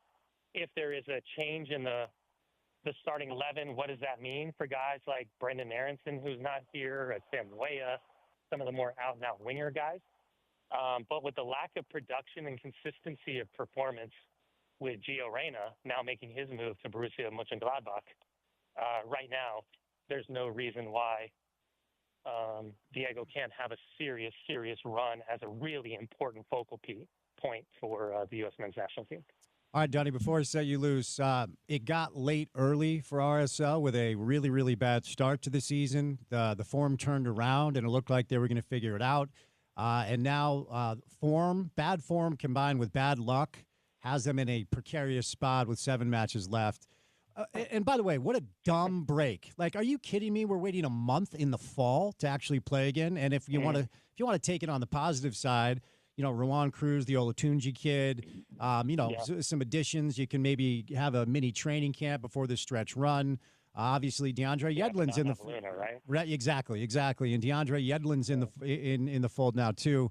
Saturday feels like a must-win. KC's not great this year. Your confidence level on RSL potentially qualifying for MLS Cup playoffs over the final 7 games sounds like what? Yeah, I'm not sure. Because they let it get away from them. The trip to, and again, combination of bad luck, including referees' decisions that were looked down upon from their leadership. Decision that takes out Luna with a red card based on a double yellow. That means a double suspension for the game in Charlotte, which is another moment where you feel like you can't generate and manufacture momentum because it feels like the referees are against you with some of these minuscule decisions going against Real Salt Lake. And I'm not trying to put it on the refs. It happens. But the idea of it, like it all levels out at the end of the season, is complete BS to me. I've always thought it was BS. And the backside is that the game that I was supposed to be on calling the game, the Seattle RSL game, gets postponed because they end up in the League's Cup final. and ultimately beating Miami and lifting a Leagues Cup trophy. So in all of this, I would have said in normal terms, yes, Spence, of course, it benefits Real Salt Lake. But Rowan Cruz and Olatunji, that's great. They're going to get an opportunity to acclimate. But Diego Luna's not there because he's here with the U.S. men's national team. DeAndre Yedlin. He's in with the team. But he picked up a really unnecessary yellow card, and he was sitting on yellow card accumulation from his time at Cincinnati, so he won't be available this weekend. So all of these moments you think are like, yes, we're putting the pieces of puzzles correctly, and then all of a sudden, a little kid's coming over and smacking it to the floor. So, listen, I mean, I don't even know where to start. We can talk about formation. I'll go whatever direction you want to go, but we can talk about formation. We can talk about availability, talk about referees. We can talk about theoretically what we think this team needs to do to make the playoffs in terms of points. But, I mean, if you're going to give up a corner kick 3 minutes in due to a miscommunication and then find yourself down on the next service of a deflected own goal, that's tough. That's really, really tough to overcome. So my hope is that Pablo and his staff figure out a way to manufacture the momentum psychologically with urgency, and a team that, while they have games in hand, similar to the conversation with Inter Miami and similar to the conversation with LAFC, that doesn't equate to natural points. So you've got a short amount of time with a lot of games, and how can you find the momentum of success as well as confidence to get yourself back above the playoff line? The sale of the team, it absolutely hurt the group in terms of acquisitions in the start of the year. They've countered that with the Millers throwing significant money their way to try to help offset in the summer transfer window what exactly they needed. But now you can't even talk. Now it's about proof and concept. And for Pablo, I know he has the sense of urgency. My hope is the players have this sense of urgency, because with the turnover behind the scenes, I hope these guys realize that if they don't get the job done and they don't get over the line, there's going to be a lot of guys looking for a new job. And maybe some guys never playing professional soccer again. All right, my friend. Well, I appreciate the time. Enjoy the experience. You're killing it over there on the call. We'll be watching and hoping for better things ahead. And let's chat soon, bud. Thank you. I appreciate it. Spence, just for you, the salmon suit's coming out here in C-Bus tomorrow night. That a guy. Can't wait. Can't wait. Instagram Live it, buddy, will you? Of course, of course. Nice. Very nice. Thanks, Donnie. I'll talk to you, bud. All right, Brian Dunseth, RSL legend, 10 years in MLS, captain of the U.S. men's soccer team back in their Olympic days once upon a time, and now analyst on Apple TV, and he will be along for the World Cup broadcast with our friends at Turner Sports. Not good, not great, Bob, as the kids say. A rough loss to South Korea, and then it's Japan. We are 9 months away from the World Cup, and our soccer club does not look even close to ready. RSL Insider brought to you today and every day by our friends at Beer Bar, 161 East, 200 South in the heart of downtown Salt Lake City, Utah. Bunch of great beers on tap. They've got a bunch of non-alcoholic options if you don't imbibe that way. They've redone their menu, so it used to just be like burgers and brats. Now they've got sandwiches. It's a great spot, whether it's soccer, football, basketball, hockey, whatever it is. Check out Beer Bar, 161 East, 200 South. 2 hours down, 2 hours to go. Scott Mitchell is our guest coming up on the other side.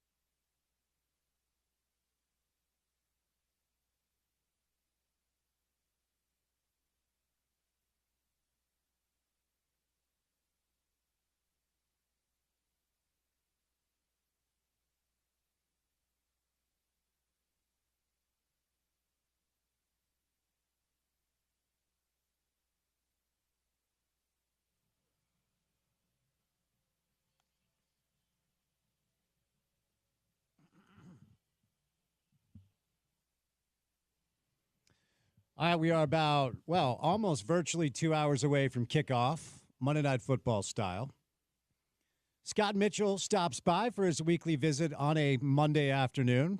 Scott, my first question right out of the gates is, what's your best Monday Night Football memory as a player? What's your worst Monday Night Football memory as a player?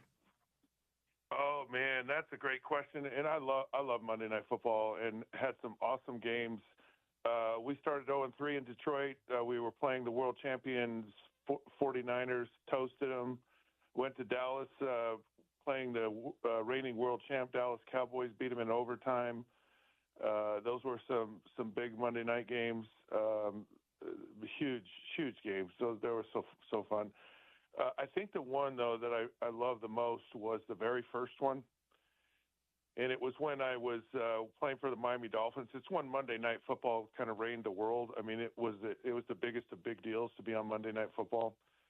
And I drove to the stadium, and the blimp was circling the stadium, and we were playing the Raiders, and it was like, oh wow, this is different. And it was just, and I didn't even play in that game, but it was just, okay, this is the pageantry of Monday Night Football, and just really got a taste for it. So yeah, and I was fortunate to do that. Probably worst Monday night was, I think we played in San Diego one year, and we lost that game. I didn't play very good in that game. So, but yeah, I was pretty good on Monday night. I actually like Monday Night Football. So as a player, as a player, it does land differently. Like as a consumer, you watch Monday Night Football, it feels different. It feels like a production and a big deal. As a guy that played on Monday Night Football under those lights, it does have an extra level of gravitas. Oh, 1,000%. I mean, look, when the stage, you're front and center on the biggest stage, and that was really the biggest stage in the regular season for the NFL, and everyone watched. There weren't any other games going on. It was after hours, so people weren't at work, and in fact, it was kind of funny in Detroit because it was late at night. It started at 9:00 on the East Coast, and so it gave people, a good day to kind of get liquored up. And on a normal Sunday, you'd have like one, maybe two fights on a 1:00 game. On Monday night, it was at least five, and it'd go to maybe 7 fights would break out in the stands on a Monday night. But oh gosh, Monday night was awesome. Good stuff. Monday Night Football tonight between the Bears and the Vikings comes your way in just a bit. You can hear it on our station. All right, Scott, let's move over to the Utes now. I'm going to ask you a question I've asked a couple of guests today. Through 2 games, what do you feel like you know about this football team? You know that there's guys that are going to consistently perform for you. You know they're always going to be there. This defense is going to show up. You know that, you're going to see, the stars have aligned. The stars are going to come out. They're going to make plays for you. You're going to have guys that make plays defensively, and they haven't totally all shown up yet, but, Lander Barton's going to be there. You saw a little bit of what Jonah Hall looks like this year from this last week. They're just really, really solid. You're going to get a great pass rush this year from this team. You didn't see that a lot, and they're just so deep. They're not relying on a guy or a guy and a half on that edge to get a pressure on the quarterback. You're going to have a quarterback that's going to be elusive. He's going to keep you in a lot of plays offensively, and you have a very, very deep and very solid offensive line. What I know is I just know that this team is going to compete every week to win every game, really, that they play the rest of this year. Through 2 games, Scott, what are you still hoping to learn about Utah football? Well, and I think they were trying to figure it out a little bit on Saturday. I don't know if they are or I am comfortable with the plain throw game. No play action, no rollout, no the drop back and read the coverage and make a throw. I'm not comfortable with that. I don't think they are. I don't think it's Devin Dampier's strength. I think he can do it. I don't think is going to be something that they're going to totally rely on. I think they're still trying to figure out, everyone talks about the wide receivers and, getting the ball to them, which I, is still somewhat of a question mark, but Ryan Davis looked good. Tobias Merriweather, they got the ball to those guys. I don't know that Devin Dampier feels as comfortable with it. So it's him as much as it is them. And I don't know it yet. I don't know if they are comfortable with it. So let's hone in on the quarterback, the position you played at the highest of levels. Just I'll ask you kind of the same question. Through 2 games, the good and the bad about Devin, what you've liked and what you're still hoping to either learn about him or see him progress with. Well, what Devin does so extremely well is he it's a superpower. Is he avoids sacks. I mean, he did get sacked the one time, but that's just very uncharacteristic. It's not going to happen a lot during the year. He's going to extend a lot of plays. He's super elusive, and I just have really liked that. I love how just his personality, his persona, and I've described it from the time he got here as this. It's this outward-facing personality, and it's infectious. And he wants to be under the lights. He wants to be the quarterback. He wants to be the guy that makes plays. And his demeanor is something that I think his teammates and coaches have certainly latched onto. He's a guy that's loves playing football, and it just shows. Still the thing, and it's really it's throwing the ball in a traditional, in the pocket, here drop back, read it, and throw it kind of thing. It's still a work in progress, and I mean it's the one thing I guess to answer your question, but it's not one that I'm overly concerned about because you can generate and create great offense, and you don't have to do that. I mean, Tyler Huntley wasn't that kind of player. Neither was Cam Rising. They weren't guys that were just going to sit in the pocket per se and throw. Maybe Cam a little bit more than Tyler, but where they were really special is just making plays when nothing was there. They were really good at converting third downs and a lot of times converting it on their own. And Devin's the same type of player. So yeah, it's a concern, but it's not a deal killer for me. Offensive line continues to look the way that we all thought that they would. Of course, Jaron Kump held out for precautionary reasons. Just kind of continue the conversation in this same vein. Your impressions of this highly touted offensive line through 2 football games so far? Well, they've certainly lived up to the expectations, and they've talked about the depth they have. They got 8 to 10 guys that can really play. I think it almost looked like the 2s were better than the 1s on Saturday across the board, not just on the offensive line, but when they were interspersing a lot of other players in that second half, you just didn't see a drop-off anywhere. But, and that's the way it was with that offensive line. And typically you don't sub guys during a game with the offensive line, and you don't want to. But if you can have 8 or 9 guys, that's huge because you're always going to get somebody nicked up. You're always going to, someone's going to get hurt. And a lot of times, and you want to be able to just go on and not have any changes. You don't want to be limited because you really are as limited as that weakest guy. And you have to protect that guy if he's not up to snuff. And I don't think that's the case with this offensive line. So it's just got incredible depth that just allows you to continue to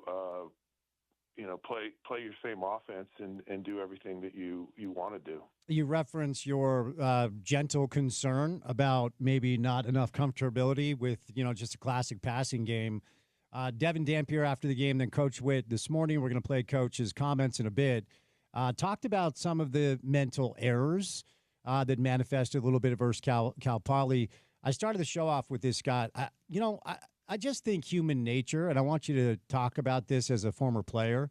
You go to the Rose Bowl, you smoke UCLA. It was one of the games on the opening weekend that so many people were excited about because there were so many duds and not great matchups. I don't think UCLA is very good, but that's not the point of what I'm asking you. These are young people, and I just think it's like inevitable after an opening day statement like that, to look ahead to Cal Poly and just think like we're going to smoke them. And to me, that look, I know the standard is the standard, and the coaching staff up there wants these players to be focused at all times. But a couple errors versus a team you're going to beat by 1,000,000 really isn't overly concerning to me, other than your, expression of what you said with the true passing game. Anything else stand out that you want to see cleaned up before conference play? What's I guess the most shocking? So to answer your initial question about is it human nature that we kind of get full of ourselves and we look past the next week when it's like that? Yeah, of course. And does that happen? Yes. Did it happen? Probably to some degree. But the other components that are kind of built into that, and I think it was a little bit of the offense just didn't run like a smooth machine, every single series. And part of that is I think that Utah was trying to work on something, not necessarily, okay, let's just put this together like we're going to go for a drive and we'll march down the field. When they played UCLA, they'd been preparing for that game for weeks, for months probably. So they were really clear on what they were going to run, and they were it's like, man, we are going to fire every bullet in our gun, and we've got our gun loaded, and we are ready to go. And this week it's more like, hey, we got a couple of guys a little banged up. We're going to hold them out. We're going to hold guys out that maybe, like Logan Fano could have played, but he didn't. And so you see that as a player, and you go, well, the coaches aren't really, they're not really taking this game as seriously as, and so sure, there's a message, one that's not, stated, but it's a subliminal message that's sent out there, not intended to be, but certainly the message is received. Coaches like, yeah, this isn't, because if it's a regular conference game, all those guys are playing. Jaron Kump's playing, Logan Fano's playing, Moka Feasty's playing, whoever was sitting out. So that's one side of it. But then the other side of it, think of like when you're in a golf tournament and you have a practice round, and you go out in a practice round and you go, I need to work on this aspect of my game. I don't really care about my score today. I care about developing this part of my game. And I think that was a little bit of what was going on. And it was a lot of throw and early in that game with Devin Dampier, and they were trying to get the receivers involved, and which is awesome. And I just looked at it as, hey, they're in their practice round and they're working on, their short game right now or whatever, and they're doing it with these wide receivers. And so it made things a little disjointed that I don't think would normally be there. And really, what a blessing to be able to do that, to go out and to work on aspects of your your personnel and your repertoire and that to me is why these games are so awesome, and they're such a blessing. To me, Spence, the biggest impressive thing I've seen though from this whole Utah team is how well they've executed in trying to get all these guys involved. Like, you only have so many reps to practice this every week, and to get Hunter Andrews involved, and to get Nate Johnson involved, and Ryan Davis, and to get to you got to practice those plays with those guys. And a lot of times, it takes a minute before you get comfortable with that many guys. So that the execution offensively with all the different things they've been trying to do so far, I think it's been mind-blowing to me, quite frankly. Jason Beck is a play caller through 2 games. What stands out? What's unique? What's new? What's different? What's special? And you've referenced a couple of times maybe keeping some things close to the chest. Do you think, once conference play starts, we're going to see even more of an expanded Jason Beck playbook? So I talked to Kyle about this after the game and just said, how hard is it for a defensive coach with the type of things you're doing offensively?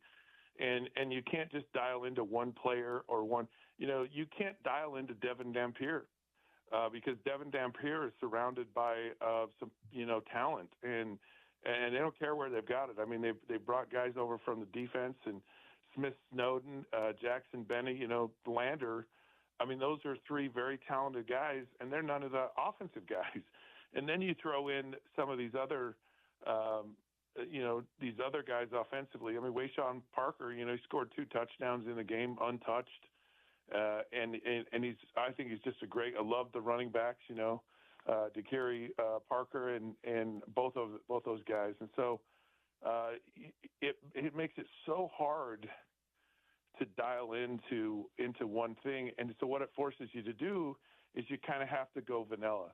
You just have to, just make sure you're just assignment free, and you just try to slow it down and just say, we're not going to stop it. Let's just, eliminate big plays. Let's make them work for everything they have. And that puts the advantage to the offense, because you're not going to get a lot of crazy looks. And the challenge to all that, though, is, can you keep everyone happy? Can you keep, because there's guys like Smith Snowden who are very talented, or Wayshawn, he goes, man, maybe I need more touches. I can't get into a rhythm. I can't really get to the best part of my game until I have too many touches. And so I think it's a challenge to keep everyone happy and to keep everyone productive and to really keep everyone's mind in the game when you're spreading the ball around. And that's all about ego, right? And so if everyone can kind of supplant their ego and just go, I'm going to be ready, and I'm going to take my little shot, my little one part of this offense, it can be a really, really fun and really productive offense, I think. A lot of conversation, Scott, as you know, and Scott Mitchell's with us on the program on a Monday leading up to the season about the wide receiver room and targets for Devin. With your eye, as a guy who played the quarterback position, how's it going? What's the progress? Are there 1 or 2 targets that Devin appears a little bit more comfortable looking at? And are there any targets that, as a former quarterback, you look at and say, yeah, they clearly understand the assignment? Well, I mean, you saw him get involved with Tobias Merriweather, and again, it's like you're getting him comfortable, you're getting him assimilated into things. He's certainly a playmaker, and of course Ryan Davis, who played with Jason and Devin at New Mexico. He really popped off the page. And started to make some good plays. And, the guy that they're really high on is Jackson Benny as a wide receiver. And you haven't quite seen that yet. And I think he's one of the guys offensively in the wide receiver position that you might see a lot of this week, and you might see a lot of moving forward. And then the guy who's been out is Adrian Zipper. And he's a real talent, and I hope to see him come in, because with this offense, and one of the things they talked about they missed in the first game was chunk plays, and it's crazy the impact chunk plays have.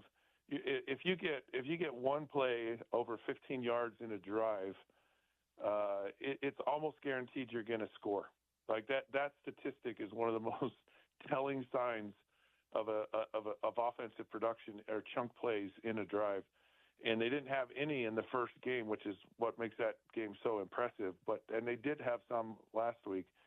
But these receivers with speed that can get down the field can get you those chunk plays, and they can do it because Utah's so good at running the football. And that play action with chunk throws is a deadly combination and yet to be seen, and could be a thing that they're kind of holding back right now, maybe a little bit. But I'd love to see a little bit more of that. Right now it's kind of been, man, let's just kind of get everyone touching the ball and high percentage throws and easy throws, and so seeing some of the down the field stuff is a part of this offense evolving as it moves forward. Interesting you bring that up, because I want to move over to the running backs next. And Wayshawn has both the longest rush and the longest reception of the year. 52-yarder to the house. It's actually his only catch all year, then a 43-yarder as well. But Nakari has more carries, 23 to Wayshawn's 17. Devin is actually second on the team with 20. So with these two running backs, it's always good to have a couple, right? I mean, it's one thing if you have Derrick Henry and you have a bell cow, but what do you like about these two, and what are the similarities, what are the differences, and what do you make of the distribution so far? Well, I love the combination of these two guys, and I've loved the downhill running. Like it's really impressive, and guys who run downhill to me are guys that are pretty confident. You'll find some guys that will run downhill, and they're going to run into the first thing they see, and these guys have, they just hit the hole so quickly. Of course, you have an offensive line that really helps define where the hole is. But they're just going to get you 4 or 5 yards pretty much on every carry, and yet you can see that there's that ability to bust a play for a big gain, and so and they haven't. I don't think that having a full game to really focus on that. I mean, you did see it the one time with Wayshawn, but. I love these guys. I love how they run, and the fact that you have two of them, it's just going to put constant pressure on defenses. You're not going to get a guy that gets tired and wavers as the game goes on, and even as the season goes on. And they both have such a great attitude about everything. That one guy's not going to be complaining over the other one, and they're one of those things I think you're going to see a lot of this year. Both of those guys, and they're going to bring a lot of run production for this Utah team.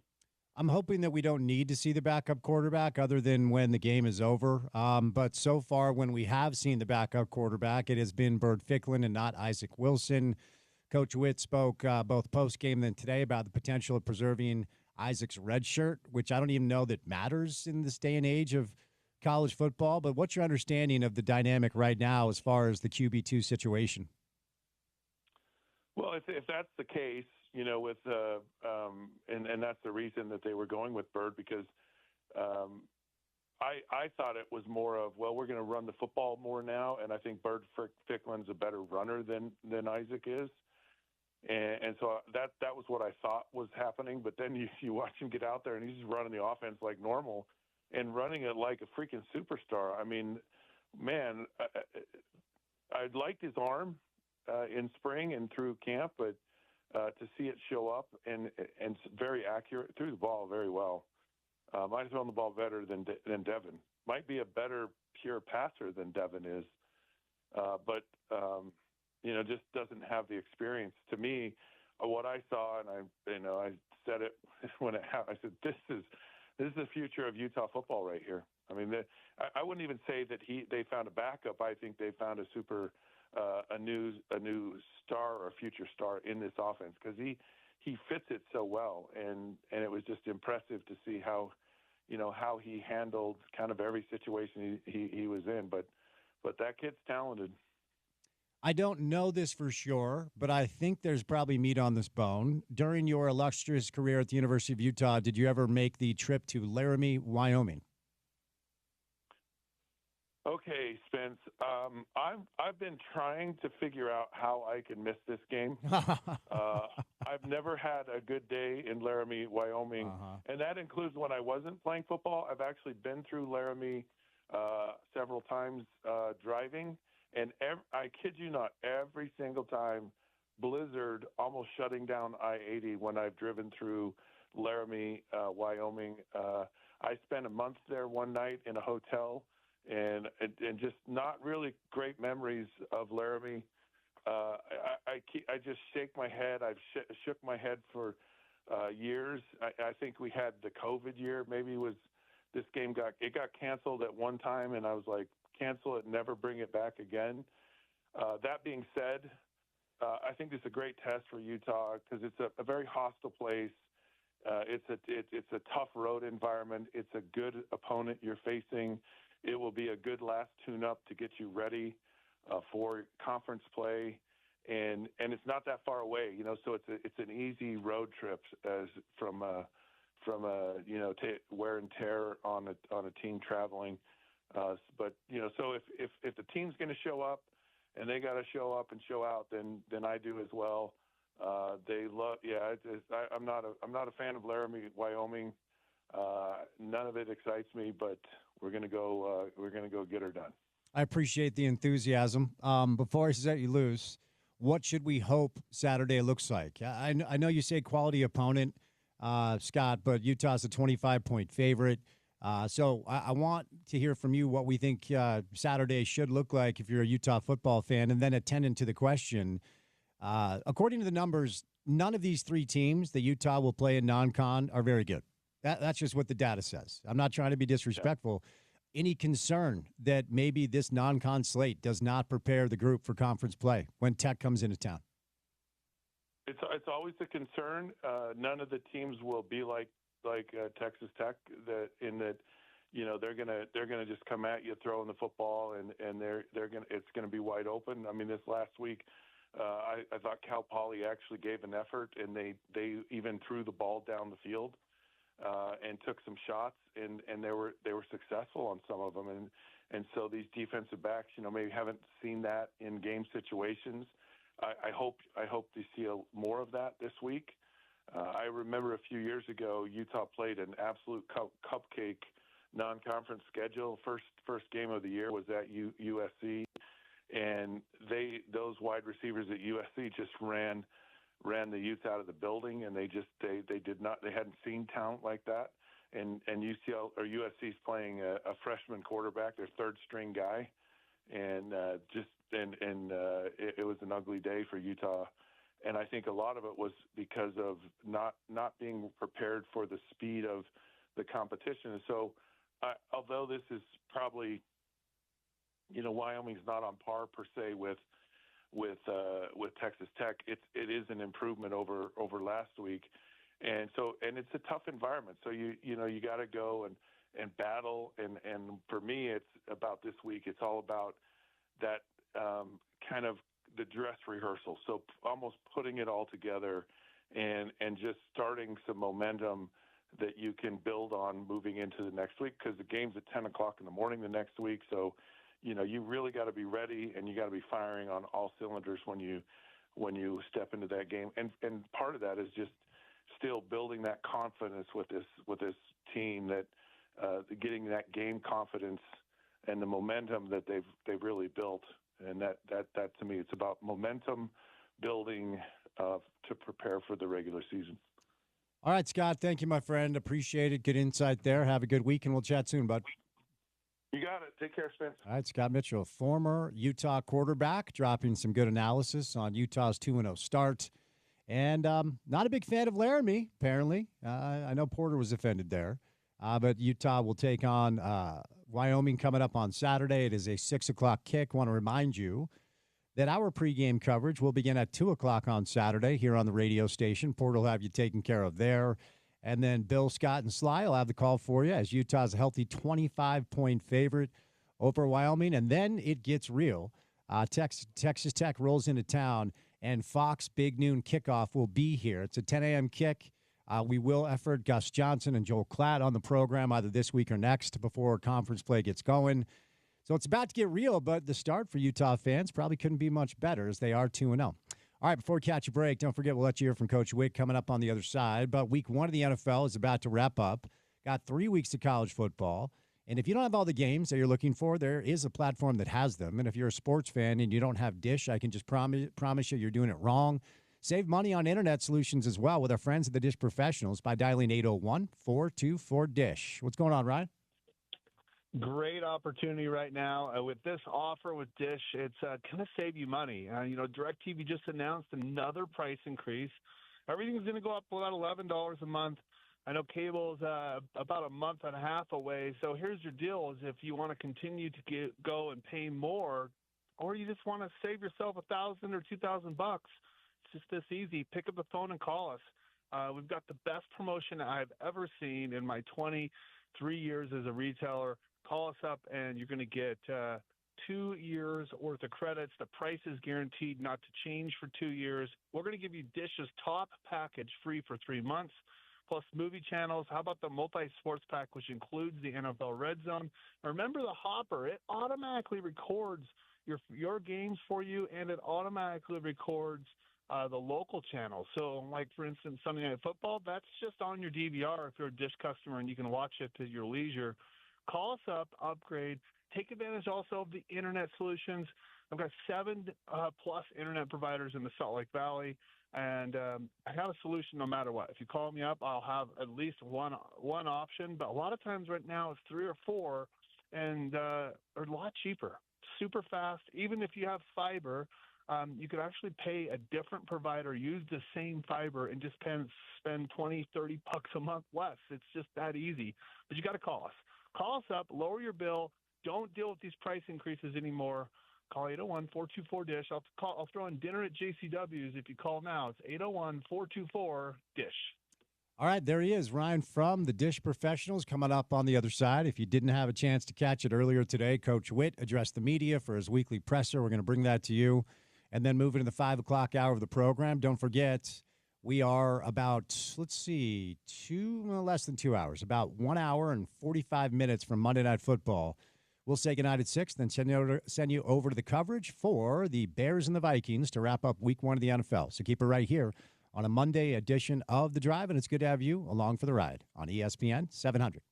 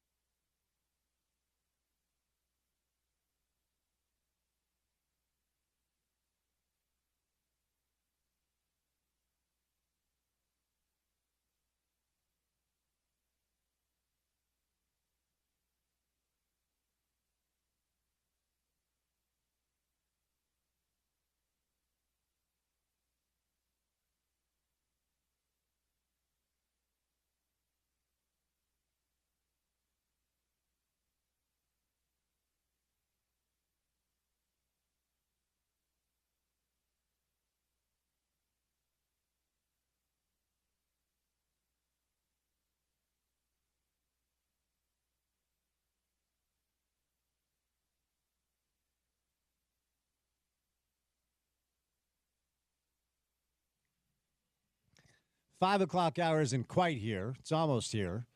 Commute home on a Monday afternoon / evening. We'll get going just a bit. Patience. Yeah, but we're almost there. Happy Monday to you. Hope you had a great weekend. Do you have any weird, like, physical quirks? Like, I'll give you an example. I just sneezed right before we came back on air. Uh-huh. I'm a unusually violent sneezer. Okay. Like, I marvel at people that sneeze quietly. If I have to sneeze and I'm in a public place, everyone turns a look because it's very loud. I don't know why. It has been since I was a kid. I'm a very loud sneezer. Do you have anything weird, like a quirk like that? Nothing really like that. Like, do you snore? No. I grew up with a lisp. Oh, that's right. I forgot about that. Sometimes if you listen close enough, you'll hear it kind of squeak through. Okay. Mine are all like, it was because I broke 30 bones growing up didn't totally fix all of them. So I've got like an elbow that I kind of double jointed. I can do some weird stuff with. No, chipped teeth, broken nose. I just don't fix my broken bones. So those are my physical quirks. You just let them heal on their own? Yeah. My pinkies are double jointed. There you go. Both of them. It's kind of weird. I was told that made me a good shooter. Larry Bird's pinkies are double jointed. Okay. Little known fact. Okay. I always did wonder, like, clearly shooting is a repetition thing, as is golf, as is, the tedious things in sports. But there are 3 men with the last name Curry in like the top 50 to 75 all time of efficient shooting in the NBA. Mm-hmm. There's something there. Something genetic in the ability to shoot the 3. Maybe even just like you were saying, something that helps you get a little bit of an edge on the like the hand-eye coordination, or I don't know, a double jointed pinky or something. Okay. Just struck me. I feel like I'm such an unusually loud sneezer. I think it's such a weird thing. Maybe it's good. It means you can get the demons out. Clearing it all out. Yeah, it's allergy season for your boy over here.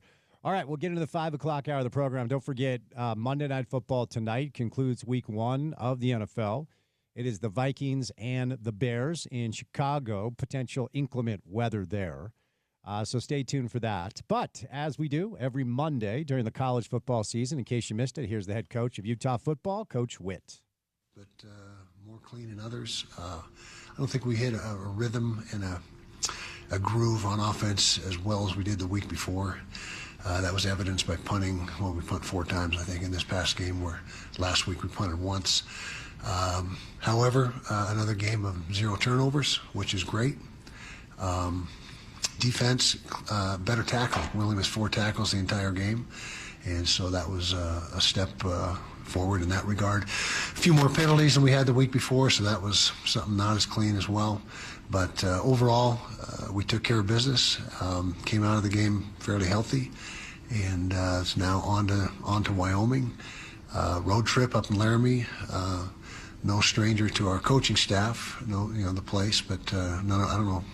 I would doubt any of our players have played. Well, Justin Stevenson, our receiver, obviously played there, but otherwise, I'm not sure many of our guys have been to Laramie, Wyoming to play a game. So it'll be a new experience for them. But I thought Devin performed well again. He's around 80% completion percentage for the season, which is outstanding. We knew that was something that we wanted to work on, and he worked diligently at that. And then through 2 games, it's only 2 games. You can't get too far ahead of ourselves, but through 2 games, he has definitely made big strides in that regard, as well as protecting the football. So, questions? This was Justin's question. It said, with Wyoming coming up, what are the challenges that your team faced playing in Laramie? Well, it's always a hostile crowd. My memory as a player and of coaching there is they'll get after you pretty good. The crowd will, and so it's an environment you got to be able to handle. The elevation for us shouldn't be a big deal. It's a couple thousand feet higher, but we're used to elevation, so I don't expect that to be an issue. We just got to go up there and play our game, play well, and take care of the football, run efficiently. Get chunk yards. That was another thing we did in the game Saturday. We had more chunk yard plays than we did the week previous. I think we had 8 plays of 15 yards or more, and so that was a positive. But we just got to go up and play good football and prepare. And the key will be in the preparation. Monday through Friday is when the games are won or lost, and so we got to have a great week of practice, which we have had the first 2 weeks of the season, and that's just kind of how the season goes. You just show up, care, and repeat. That's how it works. Has the QB2 spot changed for you? Is Bird that guy, or kind of how do you see that room shaking out right now? Not necessarily. As we talked last week, Isaac Wilson does have a redshirt year. That combined with wanting to find out more about Bird in life situation has led to what you've seen the last couple weeks. But no, if it was a long-term situation, then I'm not saying that has necessarily changed. But Bird did do a great job. I thought he really handled the offense well. Played a full quarter and a half, 4 for 4 throwing the ball. Had a really nice run on the touchdown run, and really looked poised and did some good things. So it's still a work in progress, or he is still a work in progress. But I wouldn't say the depth has necessarily changed right now. Coach, how would you describe kind of the progression of the passing game? There's been a lot of easy checks with Dan Pierce. How do you describe the progression over the course of the season? Yeah, I think it's something that needs to continue to improve. I think it's off to a pretty good start, but not real explosive, I guess is the proper word. We haven't had a lot of explosive plays in the throw game, although Wayshawn's, was a short throw, long run, but he went for 50 plus, and I think he saw some of the speed. Not to change the subject, but Wayshawn has really good speed. He got out on that run as well, 40-something yards in the run. So, but we've got to continue to push the ball up the field more often. I think Noah Benny needs to become a little more involved in that, and that's why he's playing over there a portion of the time is to help us stretch the field vertically. Coach, you've had plenty of experience playing in Laramie as a player. Many times, yep. Do you have any memory that maybe stick out as playing or coaching in Laramie? Well, I remember. I know was it our senior year when I was a player, or junior, went up there and got beat in a snowstorm. That was a miserable experience. It was freezing cold, and we lost that game, which we didn't lose a lot of games, but that was one of them. Then coaching-wise, I can't remember what year it was, but we had those flamethrowers, not flamethrowers, but torpedo heaters or whatever they are on the sideline. And my dad was coaching with us at the time and got too close to it, and his pants started on fire. And so we had to douse him with the water and get the pants out. And so that was a fairly light, humorous moment there. But yeah.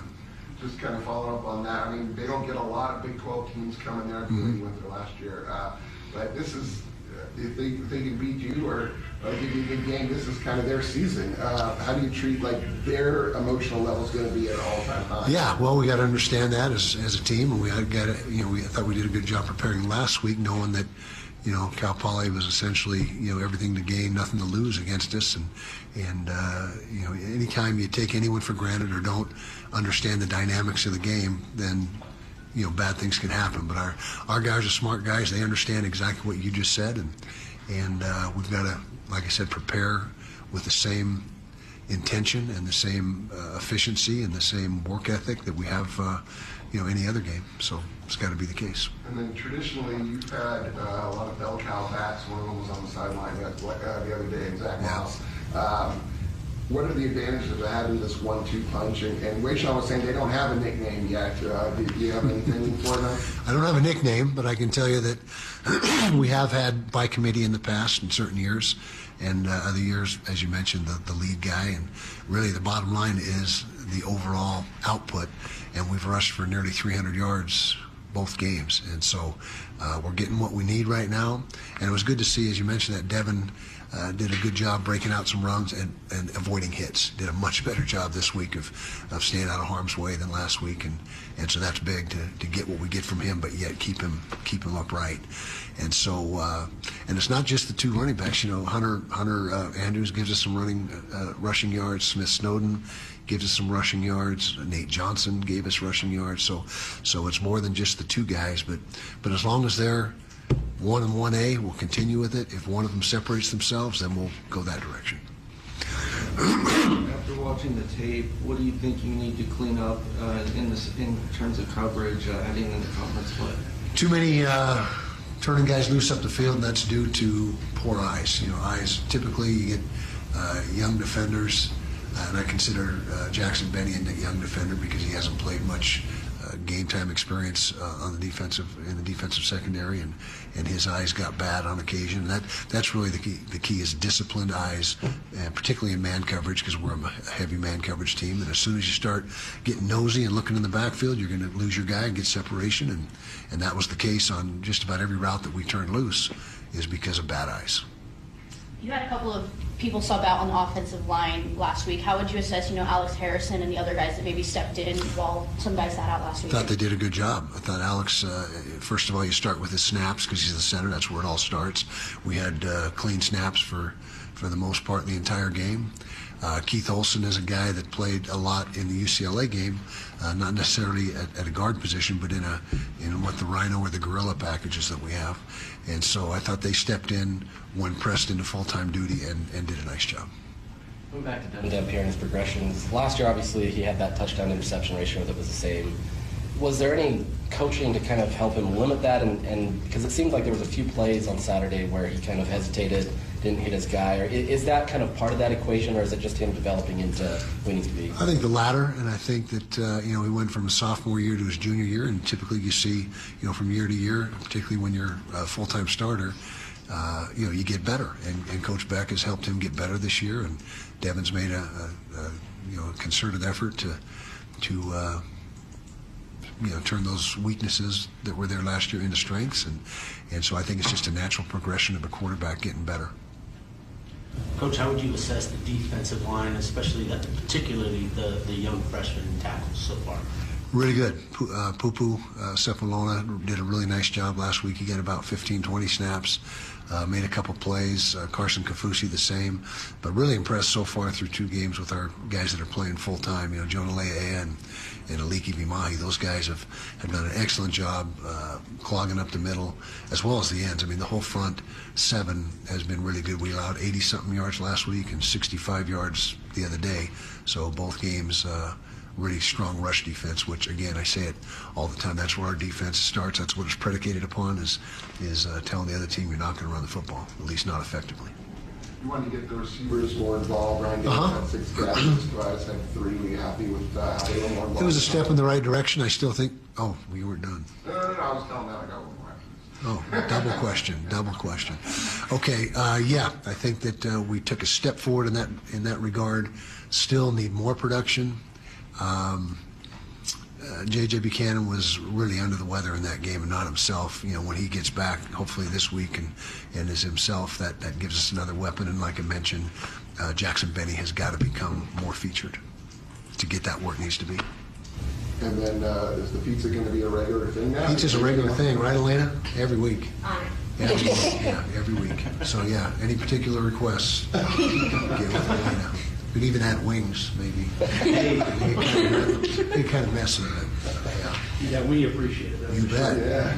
Our Jonathan Daly seemed to be like he's really energized this year. Yeah. What have you seen from him so far this year? Exactly that. Tons of energy. He loves the game. Nobody loves football more than John Henry Daly. He's the same way at practice every day. He's excited about practice. He's upbeat. He's a great leader for us. And he has really developed over the course of the last year into a really good player. And you've seen him I think he's leading our team in sacks right now. And he's a guy that has one speed. He's all out every single snap. And he's, like I said, he's a fun guy to be around, and really has done a great job for us through the first 2 weeks of the season this year.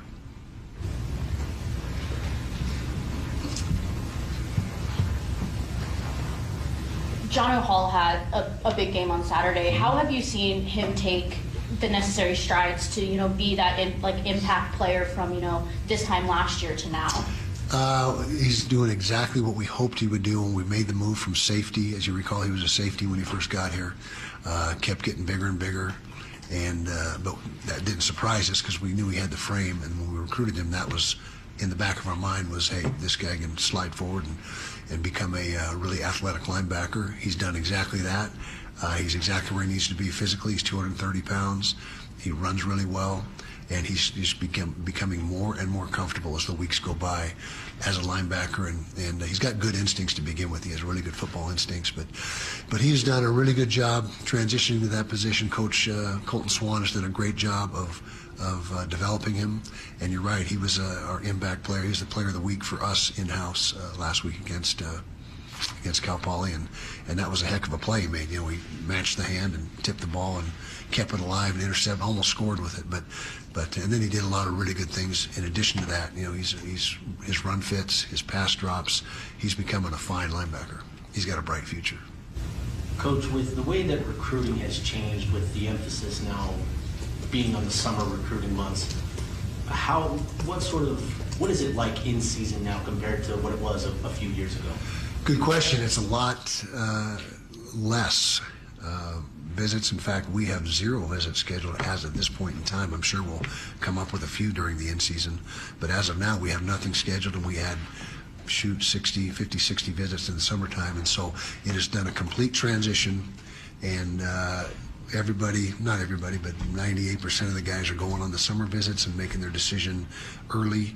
And there's still a few stragglers who changed their mind late or still haven't made that decision, but it has really changed the timing of recruiting. It's the same, you know, the official visits are the same. It's just a different time of the year, and I like it better now because it doesn't, you know, it gets really hectic when you're trying to prepare for a game and all that, and still entertain and have official visits, because that's time consuming as well. And just to clarify, the 0 visits are official visits scheduled. Correct. Yeah, we have tons of unofficials. Yeah, guys coming to the games each week, but as far as you know, having the official 48-hour visit, and that is right now there's nobody scheduled. All right, there you go, Coach Witt from earlier today. We replay Kyle's media availability every Monday during the college football season. We'll catch a break. 5 o'clock hour of the show comes your way next. We're about 1 hour and 15 minutes away from Monday Night Football. It's the NFL debut, of J.J. McCarthy. Bears-Vikings. You can hear it all right here on ESPN 700.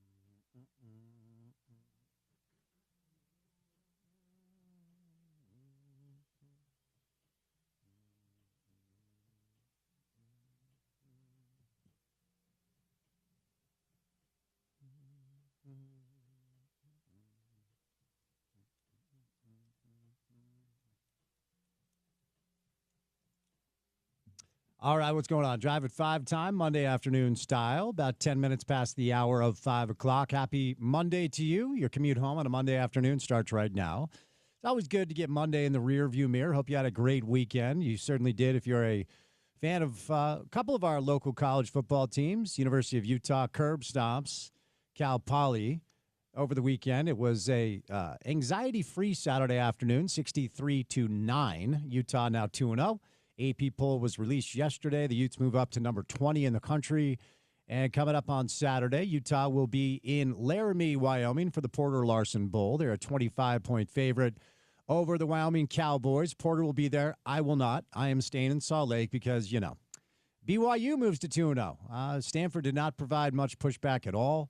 BYU with some red zone issues on offense, but ultimately it didn't matter. Did not crack the top 25 in the AP. Now, BYU with a bye week. That's right, a week 3 bye. It's the dumbest thing in the world.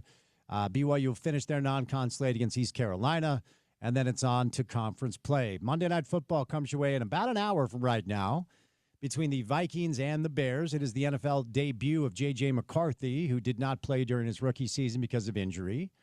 And we'll see what year 2 looks like for Caleb Williams, year 1 for Ben Johnson after leaving Detroit to become the head coach of the Chicago Bears. Some bad news if you're a fan of the San Francisco 49ers. George Kittle will be out multiple weeks with a hamstring injury. And some breaking news earlier that Brock Purdy is questionable for week 2 as well. The Niners went up to Seattle and got a really ugly win, but collateral damage, unfortunately. Juwan Jennings hurt as well. They're of course, already without Brandon Ayuk. So there you go. Monday Night Football, of course, college football kind of dominated the conversation today. We've had some good conversations. Thor Nystrom joined us to talk some NFL. Get you ready for the Monday Night Tilt tonight. Josh Furlong from KSL rolled by. Did do a little soccer on the program as RSL is back in action coming up on Saturday against Sporting KC. And Diego Luna is with the U.S. men's national team as they take on Japan tomorrow. We are 9 months away from the World Cup. Rookies report for the Utah Mammoth on Wednesday. And then veterans reported only 10 days away. That's right. Hockey season is almost here. Not a lot of NBA. It's pretty quiet right now. It's mostly football-centric. And we'll continue the football conversation coming up on the other side prior to the start of Monday Night Football. And then we'll throw it over to the coverage for the Bears and the Vikings as your home for both the best games in the NFL and in college football right here on ESPN 700.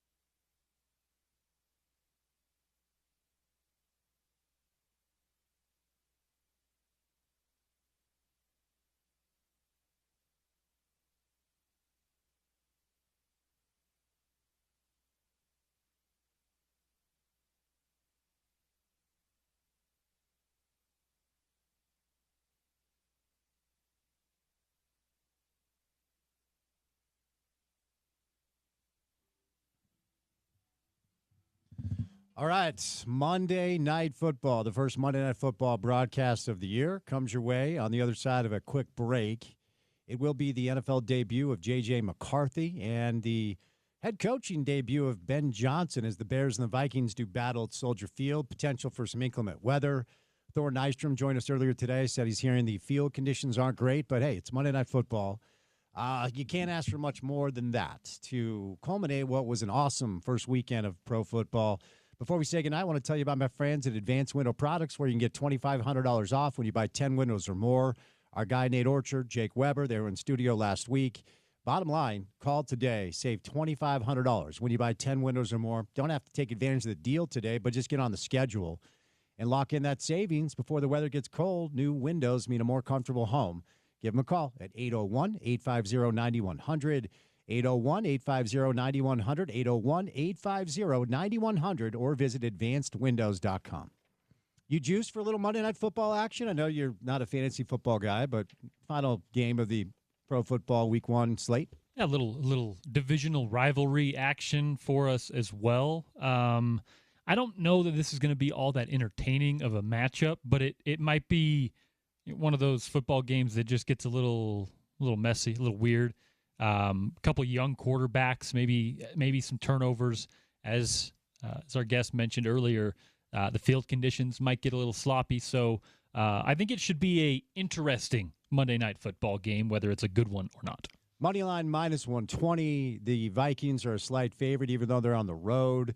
Over under 43.5 for those of you that are into such things. But bottom line, NFL's back, and as an NFL guy, I cannot wait. All right, Porter, let's get out of here to make way for the broadcast of the Bears and the Vikings. Before we say goodnight, what comes our way on a Tuesday edition of the show? On a Tuesday edition of The Drive, we will talk college football, of course. It'll be all Big 12 on a Tuesday. Keith Kelly, the voice of the Cowboys, will join the program, give us a little insight on Wyoming, which, they're 2-0. Maybe not the competition that you need to see, but 2-0 is 2-0. Quinn McLean of Sumer Sports will join us for the weekly hit there. Coach Bill Bush will join the program. Maybe our Smitty of the college football season. I like that, yeah. Coach Bill Bush, and then we'll get a little eye on bye week with Spencer Linton. The Cougs are 2-0, and statistically, maybe the top defense in the country. Now, I know. Again, competition is one thing, but it's a good start on the defensive side for the Cougs. We'll talk a little bit about the offense with Spencer Linton. Yeah, the defense is nasty. Keanu got his first sack as a BYU Cougar. Jack Kelly is a beast, but offensively, some questions in the red zone. Against the Stanford defense, it did look somewhat physical. But talk Utes, talk Cougars, talk NFL, whatever else comes our way on a Tuesday show. Hope you join us. Special thank you today, Thor Nystrom, Josh Furlong, Scott Mitchell, Brian Dunseth. Any sound you may have missed from the show, website, ESPN700sports.com. Download our mobile app, take us on the go. Support our podcast page wherever you get shows by subscribing. Give us a rating, a review. Say nice things. Give us all the stars. It helps. He's Porter. I'm Spence. Monday Night Football comes your way on the other side of a quick break, so keep it right here on ESPN 700.